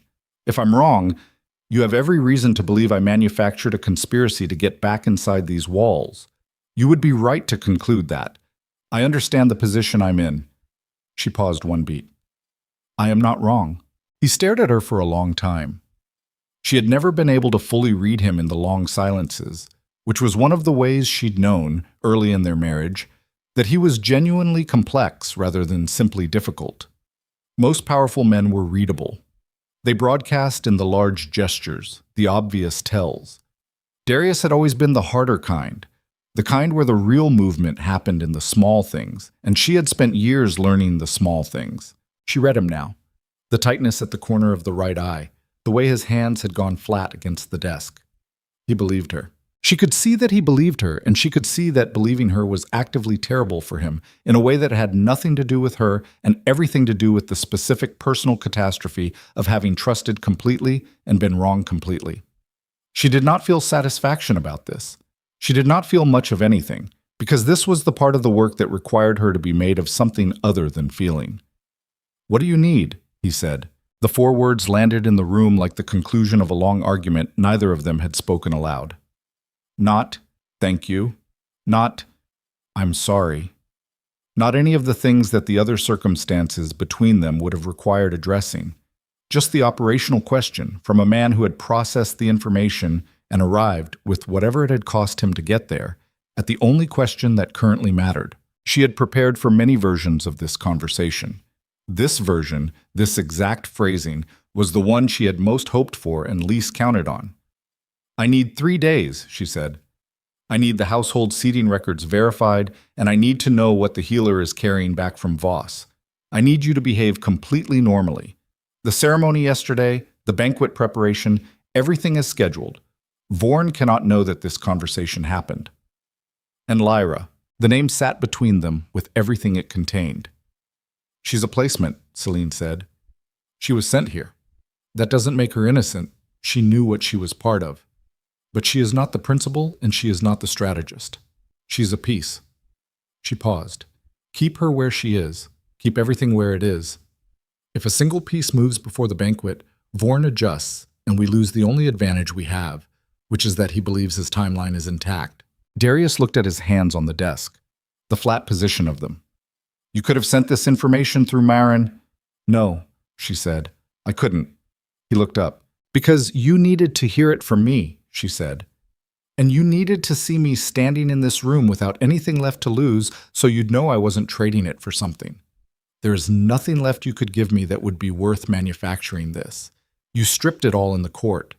So when I tell you that I spent 3 days in a room above a cooperage in the East Quarter building, a network out of 11 people, and the favors I'd been holding for 7 years, not to get back what I lost, but to keep you from dying at your own banquet, you have to decide whether that's the action of a woman running a play or a woman who just cannot let the empire burn, even when she has every reason to walk away from it." The silence that followed was the longest of the conversation. She watched him sit with it, the shape of the thing she had just said, the specific weight of it. She had never in 6 years of marriage said anything quite that direct to him. There had always been the political layer, the management layer, the careful translation of what she meant into something the relationship could hold. She was done with the translation. She was standing in his study without a title and without anything to manage and saying the plain thing plainly, because the plain thing was the only currency she had left, and she was spending it. 3 days, he said. 3 days. He nodded once. She left. Calder was at the base of the servant stair where she'd left him, with the stillness of a man who has learned to read good exits from bad ones in the quality of a person's footsteps. She came down the stair at the same pace she'd gone up it, and he fell into step beside her without a word. They were halfway across the 20 meters of open ground between the palace wall and the tree line when she heard the sound. It was not a loud sound. It was the specific small sound of a door opening somewhere behind her and to the left. The kind of sound that, in a palace courtyard at 6 in the morning, would have been unremarkable if she had not been in a heightened state of spatial awareness since she'd walked through that east door, cataloging everything in her peripheral field the way her body did automatically when it understood the situation was live. She did not stop walking. "Left," she said to Calder very quietly. He looked without turning his head. 2, he said. 2 people. In the courtyard behind them, moving in a trajectory that wasn't incidental. She ran the calculation in under 2 seconds. The timing was wrong for palace routine, too early for the morning patrol, too deliberate for servants. The direction was wrong for anyone going to or from the palace on normal business.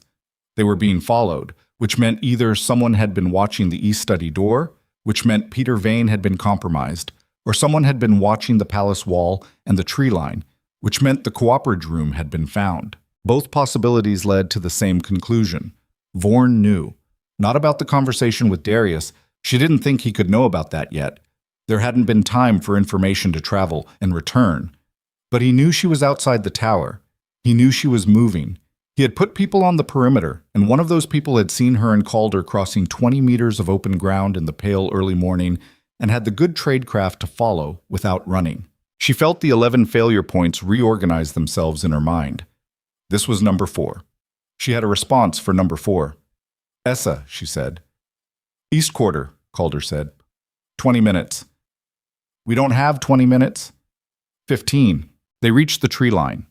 In the trees, the darkness was still thick, and the ground was wet from the last rain, and the sound of their movement changed from the hard echo of courtyard stone to the absorbed, directionless quality of forest floor.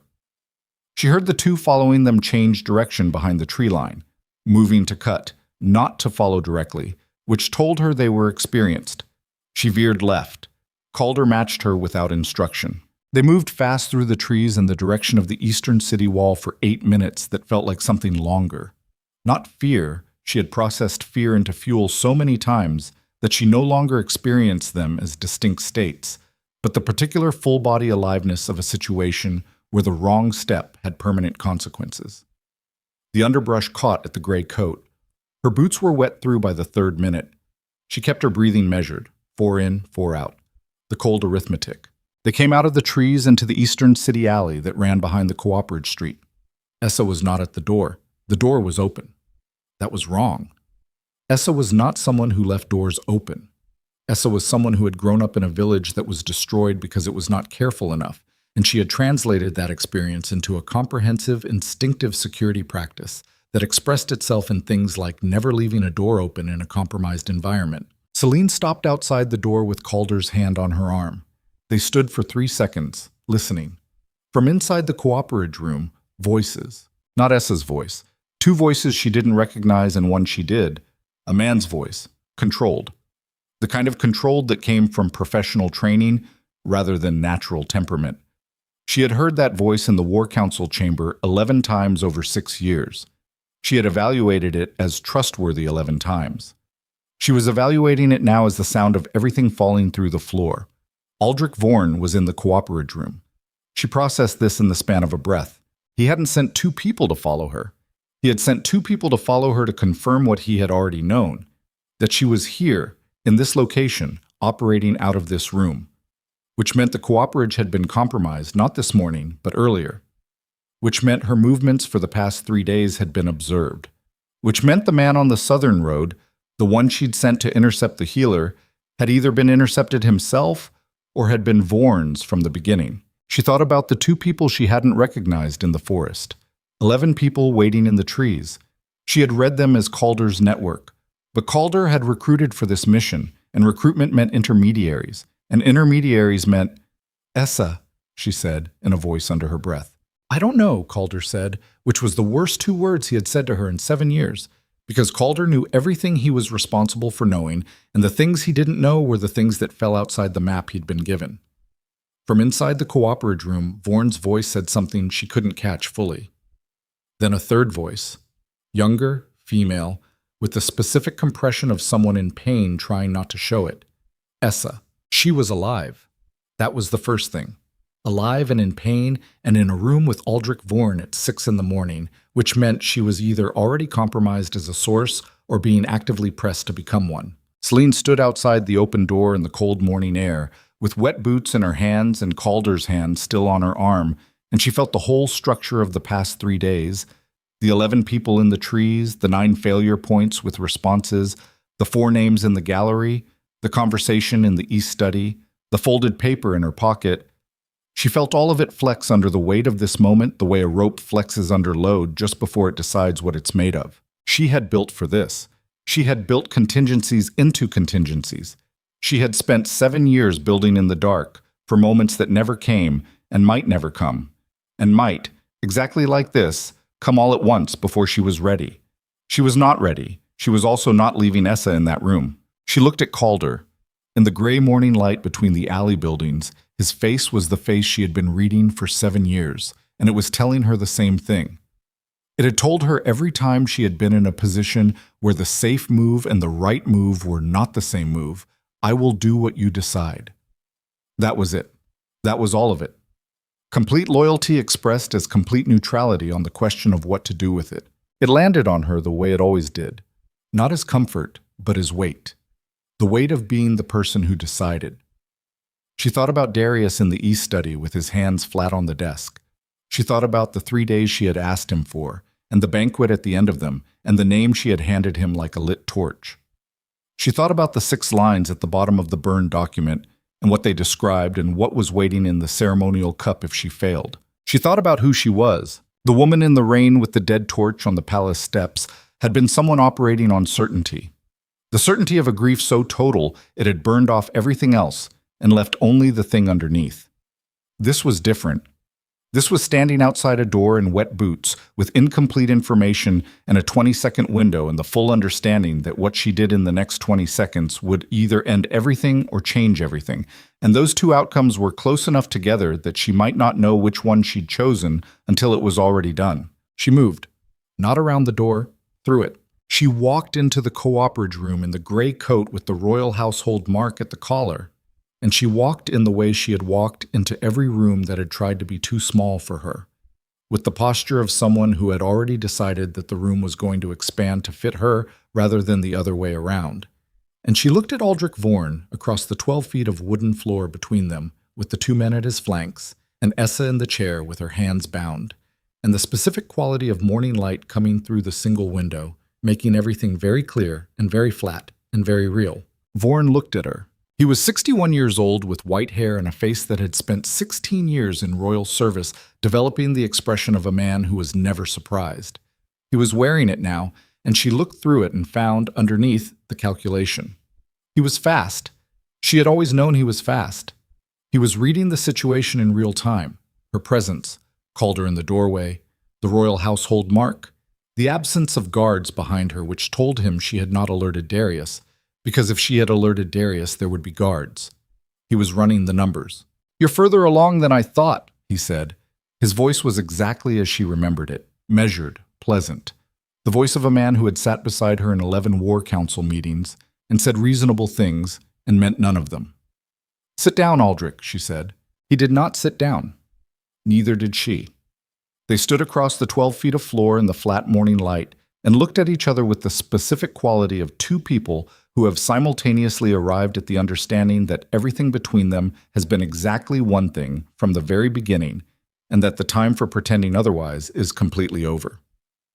"This is further than you'll get," he said. "You don't know where I'm going," she said. "I know you have no position, no authority. The king stripped you publicly. I was in the court. I saw it." "You arranged it," she said. The room was very quiet. Vorn's face did something small. Not guilt. The man had organized himself past guilt years ago. Something more like professional acknowledgement, the equivalent of a nod between 2 craftsmen examining each other's work. "I arranged the conditions," he said. He made the decision himself. "Because you managed what he saw," she said, "the same way you managed what he saw about Lyra Wynn, the same way you managed the household budget and the accommodation and the healer and the seating chart for the banquet." She paused. "You built it very carefully. You've been building it for 4 years, and it would have worked. It was very good work." He looked at her for a moment. "It will still work." "No," she said. "It won't." "You have nothing left," he said. "No position, no title. You're standing in an alley room. I have the king's complete confidence." "You have it this morning," she said. "You don't have it in 3 days." Something shifted in Vorn's calculation. She watched it happen, the small recalibration, the reaching for new information. He didn't know. He had found the cooperage room and found Essa, and he had come himself, which told her he had assessed this as a situation requiring his direct management rather than delegation. That was ego. It was also the single most useful thing he had done for her this morning, because it meant he was here and not in the palace managing his other pieces. He said, "What did you do?" She looked at him with the silver eyes she had been born with and which had never, in 33 years, been the kind of eyes that told people more than she chose to give them. "Go back to the palace," she said. "Sit in your office. Behave exactly as you have been behaving, and think very carefully about whether the timeline you've built is still intact." She watched him decide that it wasn't. She watched him decide that she had already moved a piece he couldn't see, and that piece was inside the palace. And the question was not whether to believe her, but whether he had enough time to find it. She watched him do the fast, brutal math of a man who had been planning for 4 years, and was now calculating whether 4 years of work could survive a variable he had failed to account for. She had been that variable, standing in the rain with a torch from the very beginning. Vorn's jaw tightened by 2 millimeters. Then he said to the 2 men at his flanks, "Leave her." He walked past her to the door and out of it, and she heard his footsteps going fast down the alley in a direction that led, eventually, back to the palace. She stood in the middle of the cooperage room and breathed. Calder cut Essa's hands free. The young woman stood up from the chair and shook her hands out and looked at Celine with the expression of someone who had been in a bad place and come out the other side and was now reassessing everything they thought they understood about the person they were working for. "He knows about the e-study," Essa said. Her voice was flat and steady, which told Celine she had not broken under whatever Vorn had been doing to get information. "He knows you talked to the king." Celine went cold in a way that had nothing to do with the temperature of the room. The 20 seconds she had given herself outside the door. The calculation she had run, that Vorn didn't know about the e-study conversation because there hadn't been enough time for the information to travel. She had been wrong. He hadn't needed the information to travel. He had been watching the e-study door. Darius was walking back into the War Council chamber this morning with Aldrich Vorn at his side, not knowing that Vorn already knew. He was going to behave normally, the way she had asked him to, but normal behavior around a man who knew the conversation had happened was not going to read as normal. It was going to read as confirmation. And a man who understood that his timeline had been compromised, and who had direct, daily, trusted access to the king's food, his wine, his household, his schedule, his medicine, that man did not need to wait for the Blood Moon banquet. She had 3 days. She might have 3 hours. She looked at Calder. She looked at the door Vorn had walked through. She looked at the stone in her closed fist, the one she had been carrying since the night in the forest, when 11 people in the trees had told her she wasn't alone. Everything she had built for the past 3 days was built around a timeline that no longer existed. The banquet was no longer the event. The wine was no longer the method. Vorn had 4 years of patience and now had none of it left, which made him more dangerous than he had been at any point in those 4 years. Because patience was a constraint, and a man freed of his constraints was a man with no remaining reason to be careful. She had asked Darius for 3 days. She had perhaps until nightfall. And the speech in her pocket, the one she had written and rewritten in the cold cooperage room, the one she had called right, was built for a conversation that had already happened, in conditions that no longer existed, with a version of the situation that Vorn had just burned to the ground as thoroughly as she had burned the North Wing. She had one move left. It was not the move she had planned. It was the move she had spent her entire life refusing to make, because it required her to become something she had always believed she could win without becoming. She opened her hand and looked at the stone. Then she put it in her pocket, and she looked at Calder, and she said the thing that changed everything. Not just the plan, not just the timeline, but the woman who made the plan and set the timeline, and had, until this exact moment in a cooperage room in the East Quarter with wet boots and nothing left, believed that the version of herself she had always been was enough. "Get everyone," she said. "Every single person. Now." They came in from 3 directions. Calder had moved fast. Faster than she had any right to expect from 11 people scattered across the city's East Quarter with no advance warning and no rehearsed assembly point. 12 minutes after she said the words in the cooperage room, 9 of the original 11 were standing in the alley behind the building with their coats on and their faces set, and the other 2 were already moving toward the palace on the advance route she gave Calder in a sequence of 4 compressed sentences, while Essa bound her own wrists back up with a strip of cloth so the marks wouldn't show. The 12th person was the man from the eastern provinces who had not spoken in the forest and had spoken once in the cooperage room and had been, she now understood, either Vorn's from the beginning or someone Vorn had turned in the 48 hours since the original assembly. She did not know which. She put it in the category of things she could not resolve before moving and moved. The plan she had built over 3 days was gone. What she had instead was simpler and more dangerous and required a quality of nerve that she had spent her whole life building without ever being certain she actually had it until the moment she needed to use it. Simple plans had fewer failure points. They also had fewer places to hide when the failure came. The failure point in this plan was everything. She ran it anyway. The palace had 6 formal entrances and 11 service entrances and 1 entrance that was not on any document. and that she had found by accident in her second year of marriage when she followed a water leak through the lower east wall to its source and discovered a passage that connected the old palace foundation to the city's original drainage architecture. She had told no one. She had walked it twice to memorize it, and then filed it in the part of her mind where she kept the things that had no immediate use and might never have one, and might also someday be the only reason she was still alive. She took 9 people through it in the dark in single file with the cold water running over their boots and the ceiling low enough that Calder had to duck his head the entire length of it. Nobody spoke. The passage smelled of old stone and iron and time, and the sound of the city filtered through the walls in a muffled, directionless way that made it impossible to track how far they'd come by anything except counting steps. She counted. She had counted twice before, and the number was consistent, and she trusted the number even when the dark and the cold and the weight of what was coming made every step feel like the last reasonable one. They came up through the floor of the lower east storage level, the same level she had moved through the night she left through the service door. The same smell of old fires and stone, the same dark, different stakes. She looked at the 9 people coming up after her and did the thing she had never done in 6 years of managing situations from the inside. She said exactly what she was asking for, without softening it or translating it into something that sounded like less than it was. "Vorn has people in the palace, and I don't know how many," she said. "I know 2 of the king's personal guard shifted rotation 2 nights ago, and I don't know if they shifted because they're his or because someone else moved them. I know he's been in this palace for 16 years, and every person in it has a relationship with him that predates any relationship they have with me.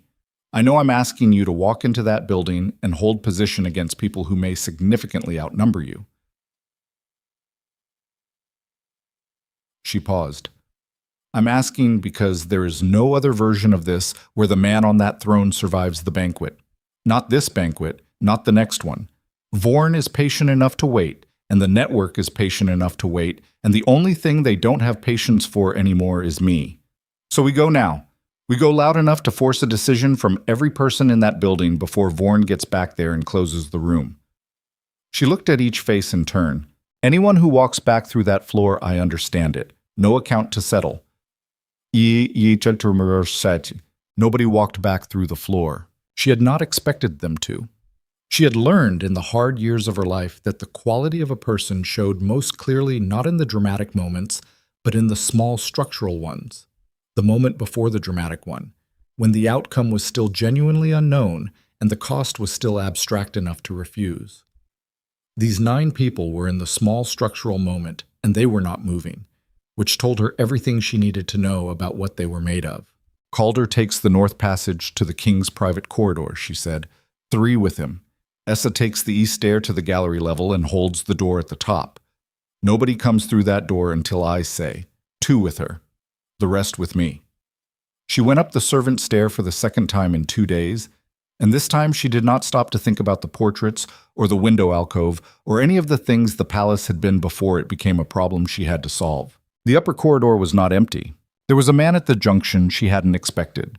Not a palace guard in formal rotation, no uniform, but standing in the posture of someone positioned rather than passing through, in a coat that was too heavy for the interior temperature and fit around the shoulders in the way coats fit on people who are wearing something under them. Vorn's. She clocked him in the same second he clocked her, and the 2 seconds after that were the kind of 2 seconds where everything that happens is faster than thinking about it. The man at the junction moved toward her. The 2 people she had with her moved first. She did not watch what happened behind her. She kept walking. By the time she reached the door to the main corridor, she could hear it.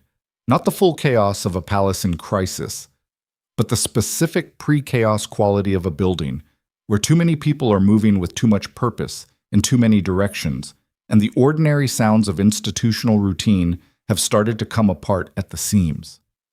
Raised voices somewhere above her, feet on stone, multiple sets, moving fast. The specific tonality of a place that has just been told it is not as safe as it believed. She pushed through the main corridor door. The first person she saw was Orvin. He was standing 15 feet ahead of her in the corridor with a document case under his arm, and the expression of a man who had been trying for the past 40 minutes to understand what was happening to his carefully managed building and was arriving, one variable at a time, at a conclusion he desperately did not want to reach. He saw her and went completely still. "Orvin," she said. She kept walking toward him. "The seating records for the banquet. Vorn's adjustments. You have the originals." His mouth worked. "Your Majesty, you're not—" "The formal review. You're not permitted in this section of the palace." "The seating records," she said, in the voice that had never needed volume to be heard. She was 2 feet from him now. "Do you have them, or does he?" Orvin's eyes moved. A fast, involuntary flick to the left, down the corridor, in the direction of the administrative offices. Then back to her. "I have them," he said. "Then you know," she said. He swallowed. Orvin was not a brave man.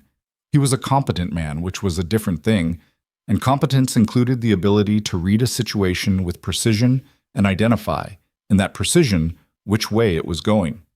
She watched him read it now, the woman in front of him with no formal title moving through the palace with intent. Whatever was happening in the floors above and below them, the document case under his arm that he had apparently not been able to bring himself to send back to Vorn's office despite being asked to. That last detail was why she had sent for the household seating records through him specifically, not because he was brave, because she had assessed him, over 6 years, as a man whose competence ultimately outweighed his cowardice when the stakes were large enough and the direction was clear enough. She had been calculating on that assessment. She needed it to hold for approximately the next 40 minutes. "Where is the king?" she said. "War Council chamber," Orvin said. "Vorn called an emergency session 20 minutes ago." Her jaw tightened by 2 millimeters. Vorn was fast. She had known he was fast, and she had still been measuring herself against her own timeline, rather than his. He had gotten back to the palace, assessed the situation, and moved his pieces immediately. Not toward the king's private corridor where he would be exposed, but into an institutional setting, a formal session, where his authority and his relationships and 16 years of built-in credibility were the walls of the room, and she was the external variable trying to get in. He was using the building against her. She changed direction. The War Council chamber was on the upper level, accessible from the main stair, or through a route that added 4 minutes but arrived through the side passage that fed into the chamber's secondary access from the north corridor. The main stair was faster. It was also exactly where anyone expecting her movement would position people to intercept it. She took the north corridor. 3 minutes and 40 seconds of moving through the palace's less traveled arteries, through a door that required a key she had taken off a hook in the South Tower room 6 months ago and never returned, through a passage that smelled of old tapestry and the kind of institutional neglect that accumulates in spaces people have forgotten exist. The 2 people with her kept pace. She did not speak. The only sound was boots on stone and the building's sounds around them. And above them now, clearly, the sounds of a session in progress, the muffled tonal quality of multiple voices in a room designed to contain and project them. The secondary access door to the War Council chamber opened inward. She stood outside it for 2 seconds and listened to the shape of what was happening on the other side. Vorn's voice, controlled, measured, the voice she had heard in 11 sessions and trusted in 11 sessions, and was hearing now with the full knowledge of what it had been doing while she trusted it. She opened the door and walked in. The War Council chamber was long, stone-walled, lit by the high windows on the north face and the iron chandelier that Darius's father had installed 40 years ago.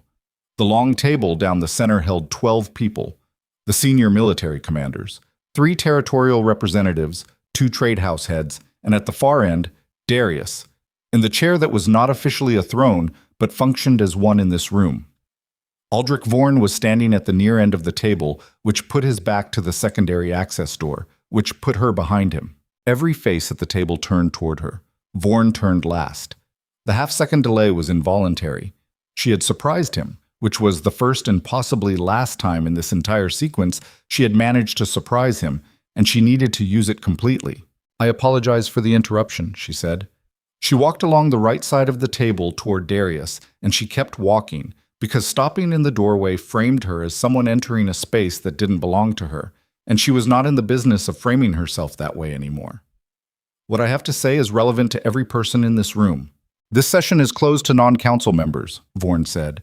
His voice was still controlled. The surprise was already gone. "And the former queen's access to council proceedings has been suspended," she said. "Yes, I was there." She reached the far end of the table and stopped. She was 4 feet from Darius. She looked at him directly, and she said, in a voice that the whole room could hear, "Did you verify the records?" Darius's eyes told her everything in 1 second. He had. The records confirmed the adjustment. He had been sitting in this session for 20 minutes with Aldrich Vorn standing at the other end of the table, and the knowledge of what the records showed, and she could see in his face the cost of those 20 minutes. The specific exhaustion of a man who has had to hold a terrible thing still inside himself while behaving normally in front of the person the terrible thing was about. He said nothing. She understood. He was calculating. If he moved on Vorn now, in this room, on her word and one household record that a skilled advocate could argue into ambiguity, and she was wrong, or if she was right but the evidence was insufficient, he destroyed 16 years of institutional trust and handed every person in this room a reason to question his judgment. Darius was not a reckless man. He had never been a reckless man. It was both his greatest strength and the thing that had, in the wrong circumstances, looked like hesitation.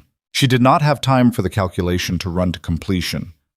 "Aldrich," she said. She turned and looked at Vorn across the full length of the table. He looked back at her with the professional face, the pleasant, measured, unruffled face of 16 years of service. And underneath it she could read, now that she was no longer handicapped by trust, the actual texture of the man. The patience that had nothing warm in it, the intelligence that had never been in service of the thing it appeared to serve. "You sent the healer to Voss," she said. "You have been managing Lyra Wynn's access to the king since before she arrived in this palace. You moved yourself off the head table for the banquet 3 days ago. You are standing in this room right now because being in this room is the only position left in this building where you have institutional authority to manage what happens next." She kept her voice level. "Tell me which part I have wrong." The room had gone completely still. Not the still of a room waiting to hear what happened next. The still of a room that was already hearing it and was in the process of deciding what to do with the information. 12 people around the table, each with their own calculation running, each watching the 2 points of this exchange and trying to read the trajectory. Vorn smiled. It was a small smile. Professional. Almost kind. "She's been outside the palace for 3 days, he said, to the room rather than to her. "She left the Eastern Tower without authorization. She has no position, no title, no standing in this chamber." He paused. "And she has just made a very serious accusation against a man who has served this crown for 16 years. Based on what evidence? Exactly. A household seating adjustment that she claims to have seen but cannot produce." "Orvin?" "None," Celine said. The secondary access door opened. Orvin came through it with the document case under his arm, and his face set with the expression of a man who has made a decision he cannot unmake and has decided to live with it. He set the document case on the table. He opened it. He placed the seating record on the table's surface in front of Darius without a word, turned it right side up, and pointed to the entry dated 3 days ago in Vorn's own hand. The room looked at it.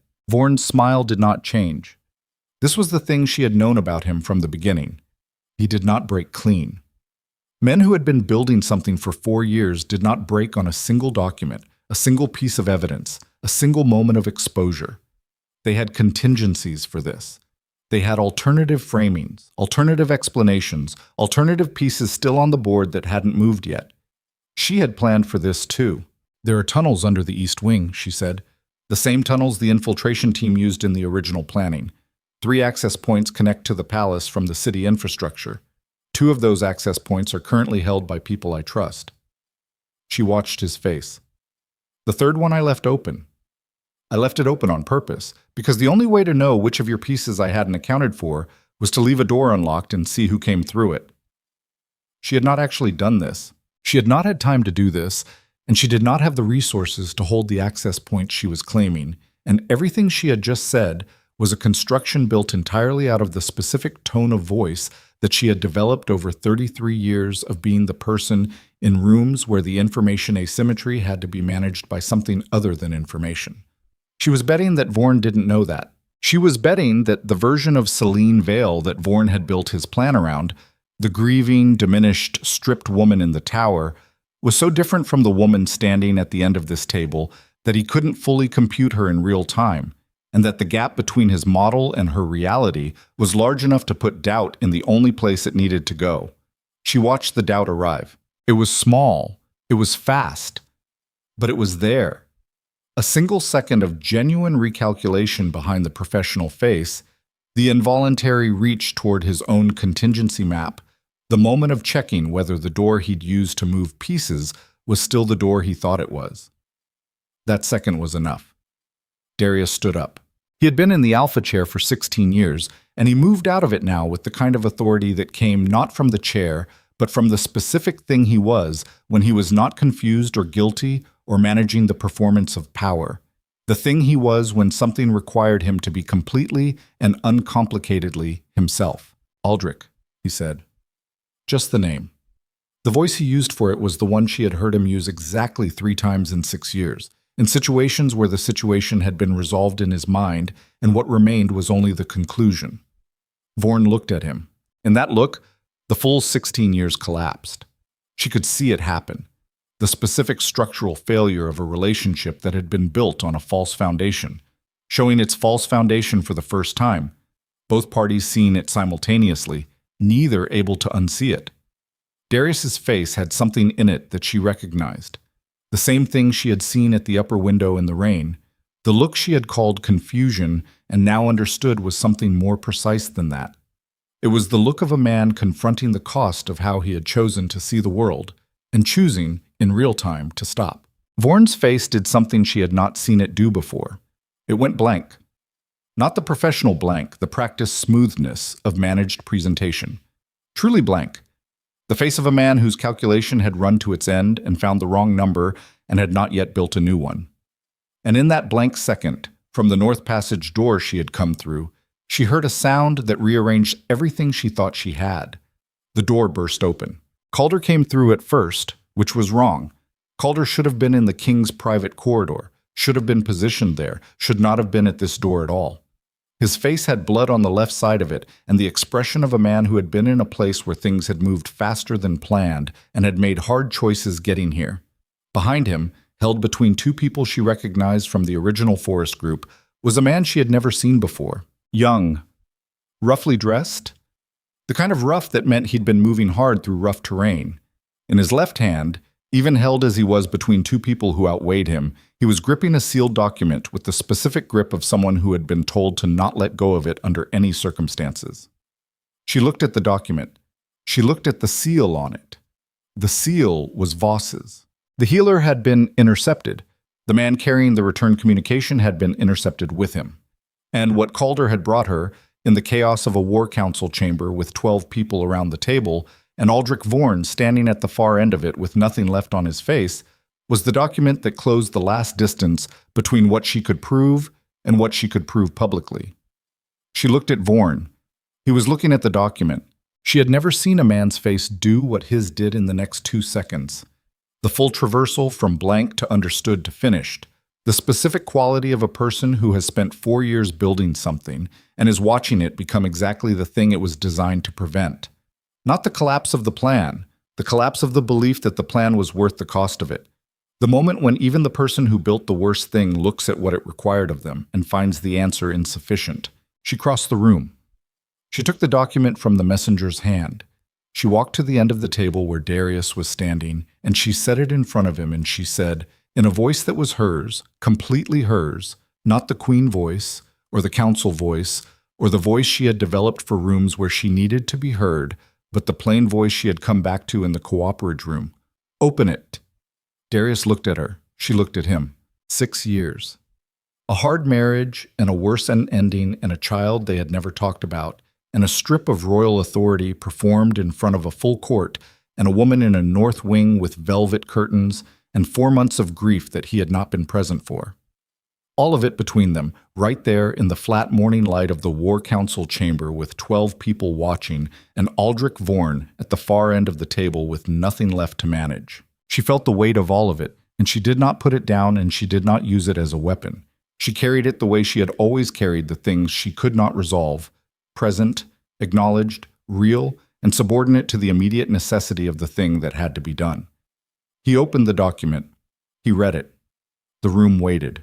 When he looked up, His face had completed the journey it had started at the upper window in the rain and arrived at something she had not expected to see in it, because she had stopped expecting things from this man in this particular direction 4 months ago and had not rebuilt the expectation since.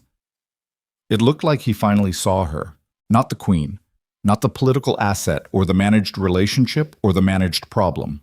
The woman who had spent 3 days in a room above a cooperative with wet boots and 11 people building the only thing left to build when everything formal had been stripped away.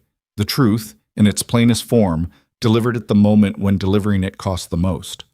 He looked at Vorn. "Take him," he said. The 2 military commanders at the table moved before anyone else. They moved with the efficiency of men who had been waiting for a clear directive in a situation that had been unclear for the past 20 minutes and were genuinely relieved to have it. Vorn did not resist. She had not thought he would. Vorn was not a man who had ever planned to fight with his body. He had always fought with time and position and the management of what other people believed to be true. He had none of those left. He walked out of the War Council chamber between 2 military commanders with the straight back of a man who had decided that whatever happened next, he would not give this room the additional satisfaction of watching him come apart. She watched him go. The chamber settled into the particular quality of aftermath, that specific silence that fills a room when the thing that was coming has finally arrived and the people in it are reassembling their understanding of the past several hours around the new information. She was aware that her hands were shaking slightly. She became aware of this the way you became aware of things your body had been doing while you weren't attending to it, as a delayed report, arriving after the fact, the body's accounting of what it had cost to do what the mind had been too busy to acknowledge was difficult. Her boots were still wet. She had a cut on her right hand she didn't remember getting. Her heart was running hard and uneven, the way it ran when she had been operating on control for too long, and the control was finally allowed to relax by a fraction. She pressed her hands flat on the table. 12 people were looking at her, not at Darius, not at the door Vorn had walked through, not at the sealed document from Voss still open on the table surface, at her. She understood what they were reading. She had walked into this chamber stripped of title and authority and position, and she had dismantled a 16-year conspiracy in 20 minutes with a household seating record and a piece of theater about tunnels she hadn't actually secured. Every person in this room was now running a very fast recalibration of what the past 4 months had meant, and what the stripped authority in the public court had actually been, and who had actually been managing the shape of information that reached the king and what that meant for the decisions made inside this building while it was being managed. She did not give them a speech. She did not perform the moment. She looked at Darius and said, "The banquet goes forward. The timeline stays visible and intact until Voss gets confirmation that the network here is down." She picked up the sealed document and handed it to the nearest commander. "Get this to the Eastern Territorial Representative before midday. He has a counter network you'll need for the outer territories." She looked at the table, the 12 faces, the weight of the moment. "Whatever questions you have after this, Orvin has the records. He's been in this building for 21 years and he keeps everything." She turned. Calder was at the door. The cut on his face had stopped bleeding. He looked at her the way he always looked at her when something had worked against odds he'd been privately computing as worse than she'd admitted. Not surprised, because he had too much professional pride to be surprised, but with the slight adjustment of a man updating his model. She walked toward the door. Behind her, Darius's voice. Not the king voice, the other one, the one underneath, the one she had not heard directed at her in so long she had almost disbelieved she remembered what it sounded like. "Celine." She stopped. She did not turn around. She stood with her back to the room and the door 4 feet ahead of her and the whole accumulated weight of the morning and the past 4 months and the past 6 years. And she waited. "I need—" He stopped. Started again. "I owe you." "Yes," she said. Her voice was quiet, flat, carrying no particular weather. "You do." She walked through the door. The corridor outside was empty and cold, and the morning light was coming through the high windows at the angle that meant it was not yet midday, which meant she had done the entire thing. The cooperative room, the tunnels, the War Council chamber, Vorn, the document from Voss, in under 4 hours from the moment Essa had told her Vorn already knew about the East study. She stood in the corridor for a moment and breathed. Calder came through the door behind her. He stood beside her and did not say anything, which was what she needed from him, which was why he had been her most reliable resource for 7 years. From somewhere in the palace below them, she could hear the sounds of the building reassembling itself. Guards being repositioned, voices moving with purpose. The specific institutional metabolism of a place that has just had a significant piece of its own structure removed and is in the process of finding out what still holds without it. She thought about the 4 names in the gallery, the 2 who had applauded, the 4 who hadn't moved. She thought about what the next 72 hours looked like as the network's outer structure was identified and dismantled, and the specific kind of chaos that created, and who in this palace was equipped to manage that chaos, and who was not. She thought about Darius in the War Council chamber with the open document in front of him, and 12 people watching him recalibrate. She thought about the speech in her pocket, the one she had written and rewritten in the cooperative room, the one built for a conversation that had already happened in conditions that no longer existed. She pulled it out. She unfolded it. She read it one more time in the cold corridor light.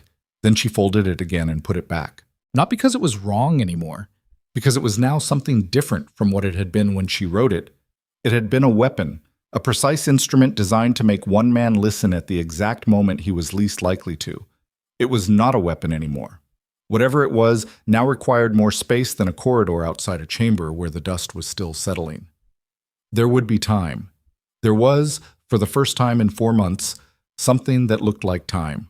She looked at the high windows and the flat morning light and the long corridor stretching ahead of her through the palace that had been her home and her cage and her battlefield and was, right now, all 3 simultaneously.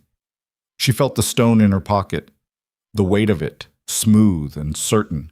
The weight of the name she had carried through the cooperage and the tunnels and the War Council chamber and every cold room and wet boot and 20 meters of open ground that had led to this corridor and this light and this breathing. She had built for this. Every silent room, every uncalled favor, every patient year of becoming essential in ways that could not be stripped by a 10-minute court proceeding. She had built all of it for exactly this. Even when she had not known precisely what this was going to be. It had cost her things she was not finished accounting for. But the Empire was still standing, and somewhere below her, in the tunnels she had used, and in the forest she had used, and in the East Quarter cooperative she had used, and in every margin of the building she had learned to navigate, while other people were learning to navigate the center of it. The network she had built from nothing over 7 years was still intact. Every single piece of it built without anyone being told to trust her. Just people who had watched her work and made their own decision. She straightened her coat. She found the cut on her right hand and pressed it closed with her thumb until it stopped.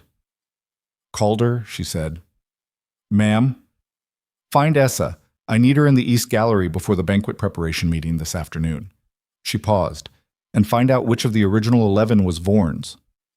"Already know," Calder said. She looked at him. "Peter Vane," he said, "the wine cellar man. The uncalled favor." The East study door she had trusted and which had been the entry point for everything Vorn had known. She absorbed this. "When did you know?" "When we were in the tunnels. He wasn't where I left him." She thought about the timing. Peter Vane going to Vorn after she left the East study. Vorn receiving the information and moving immediately. She had been 40 minutes behind him and had not known it until the cooperative room and Essa in the chair. 40 minutes. The margin between the outcome she had gotten and the one she hadn't. "All right," she said. She started walking down the corridor toward the next thing because there was always a next thing, and the next thing did not wait for you to finish accounting for the last one, and that was both the hardest part of this work and the truest thing she knew about it. Behind her, the palace breathed and shifted and moved its weight. Ahead of her, 3 days before the Blood Moon banquet, the Empire was still burning in the ways that empires always burned, from the inside, slowly, in the rooms nobody was watching. And she was the only person in it who knew all the rooms.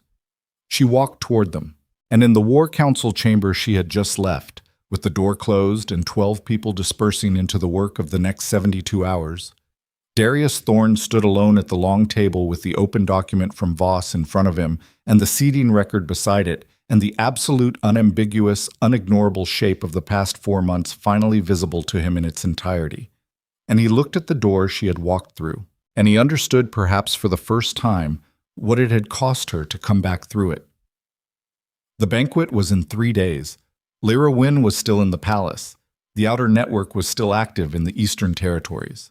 And somewhere in the city below the palace walls, the pieces Vorn had placed over 4 years were beginning to move.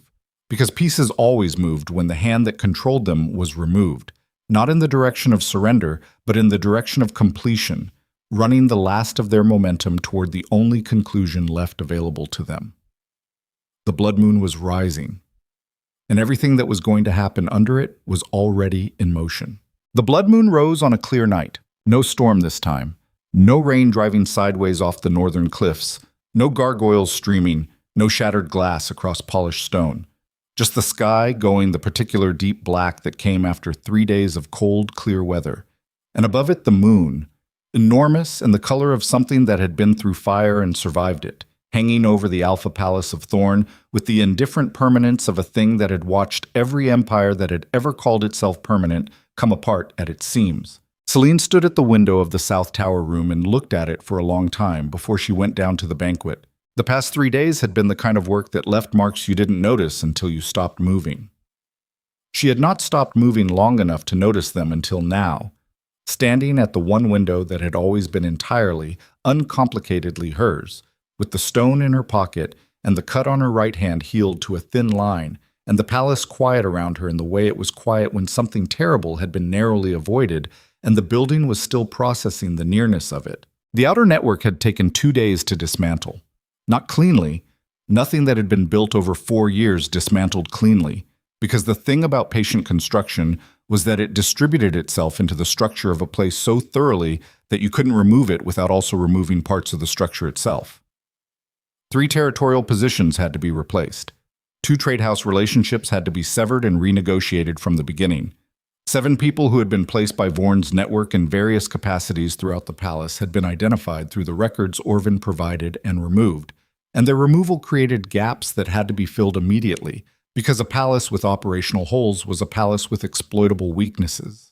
And there were still people in the Eastern Territories who had not yet received confirmation that the network was down. She had managed all of it from the South Tower room, which had not been sanctioned by anyone because no one had formally restored her position.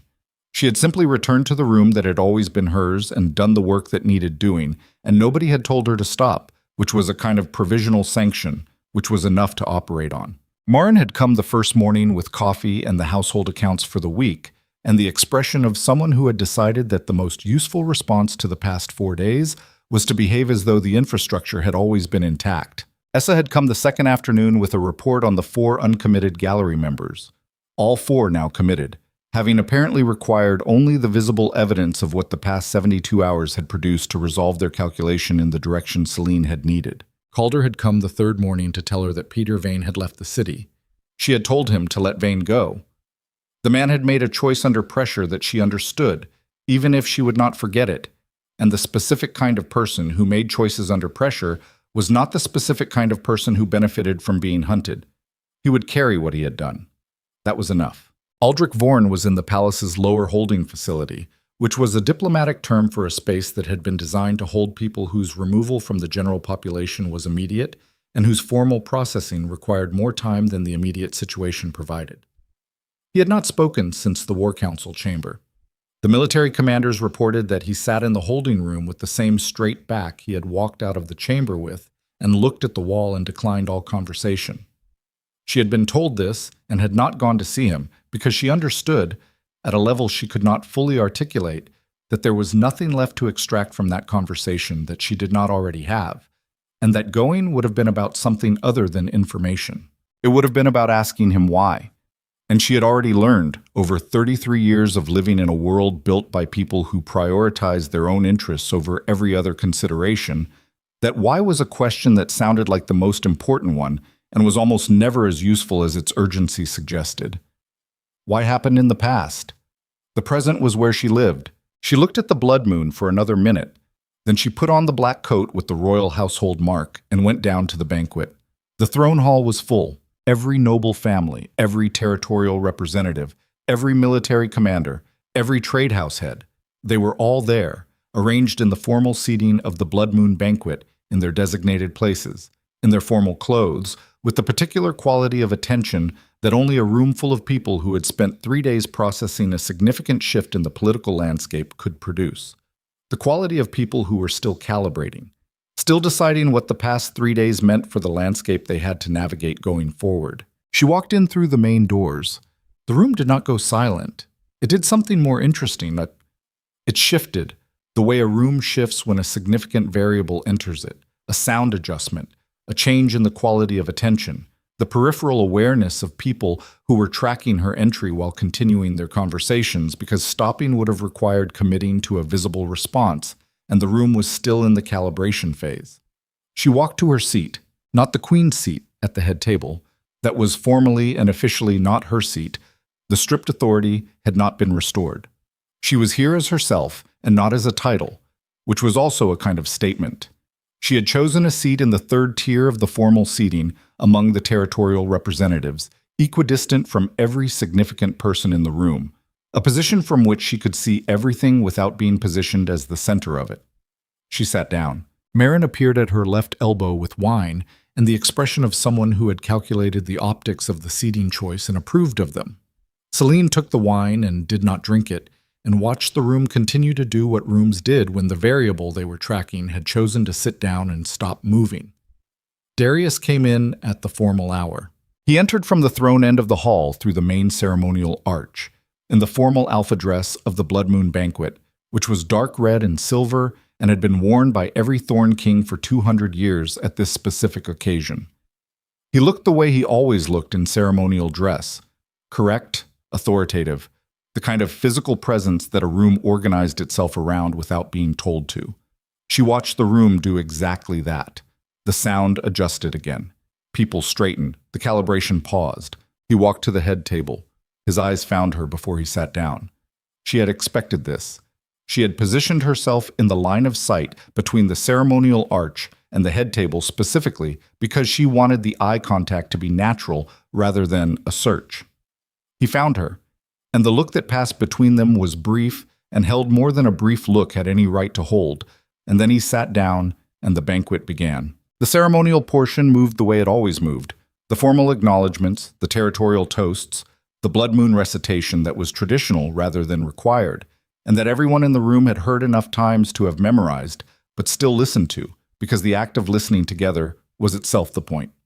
She sat through all of it and watched the room and thought about the ceremonial wine, still in its sealed carafe at the head table, which had been retested 3 times in the past 24 hours by the royal healer and 2 independent assessors and had been confirmed clean each time.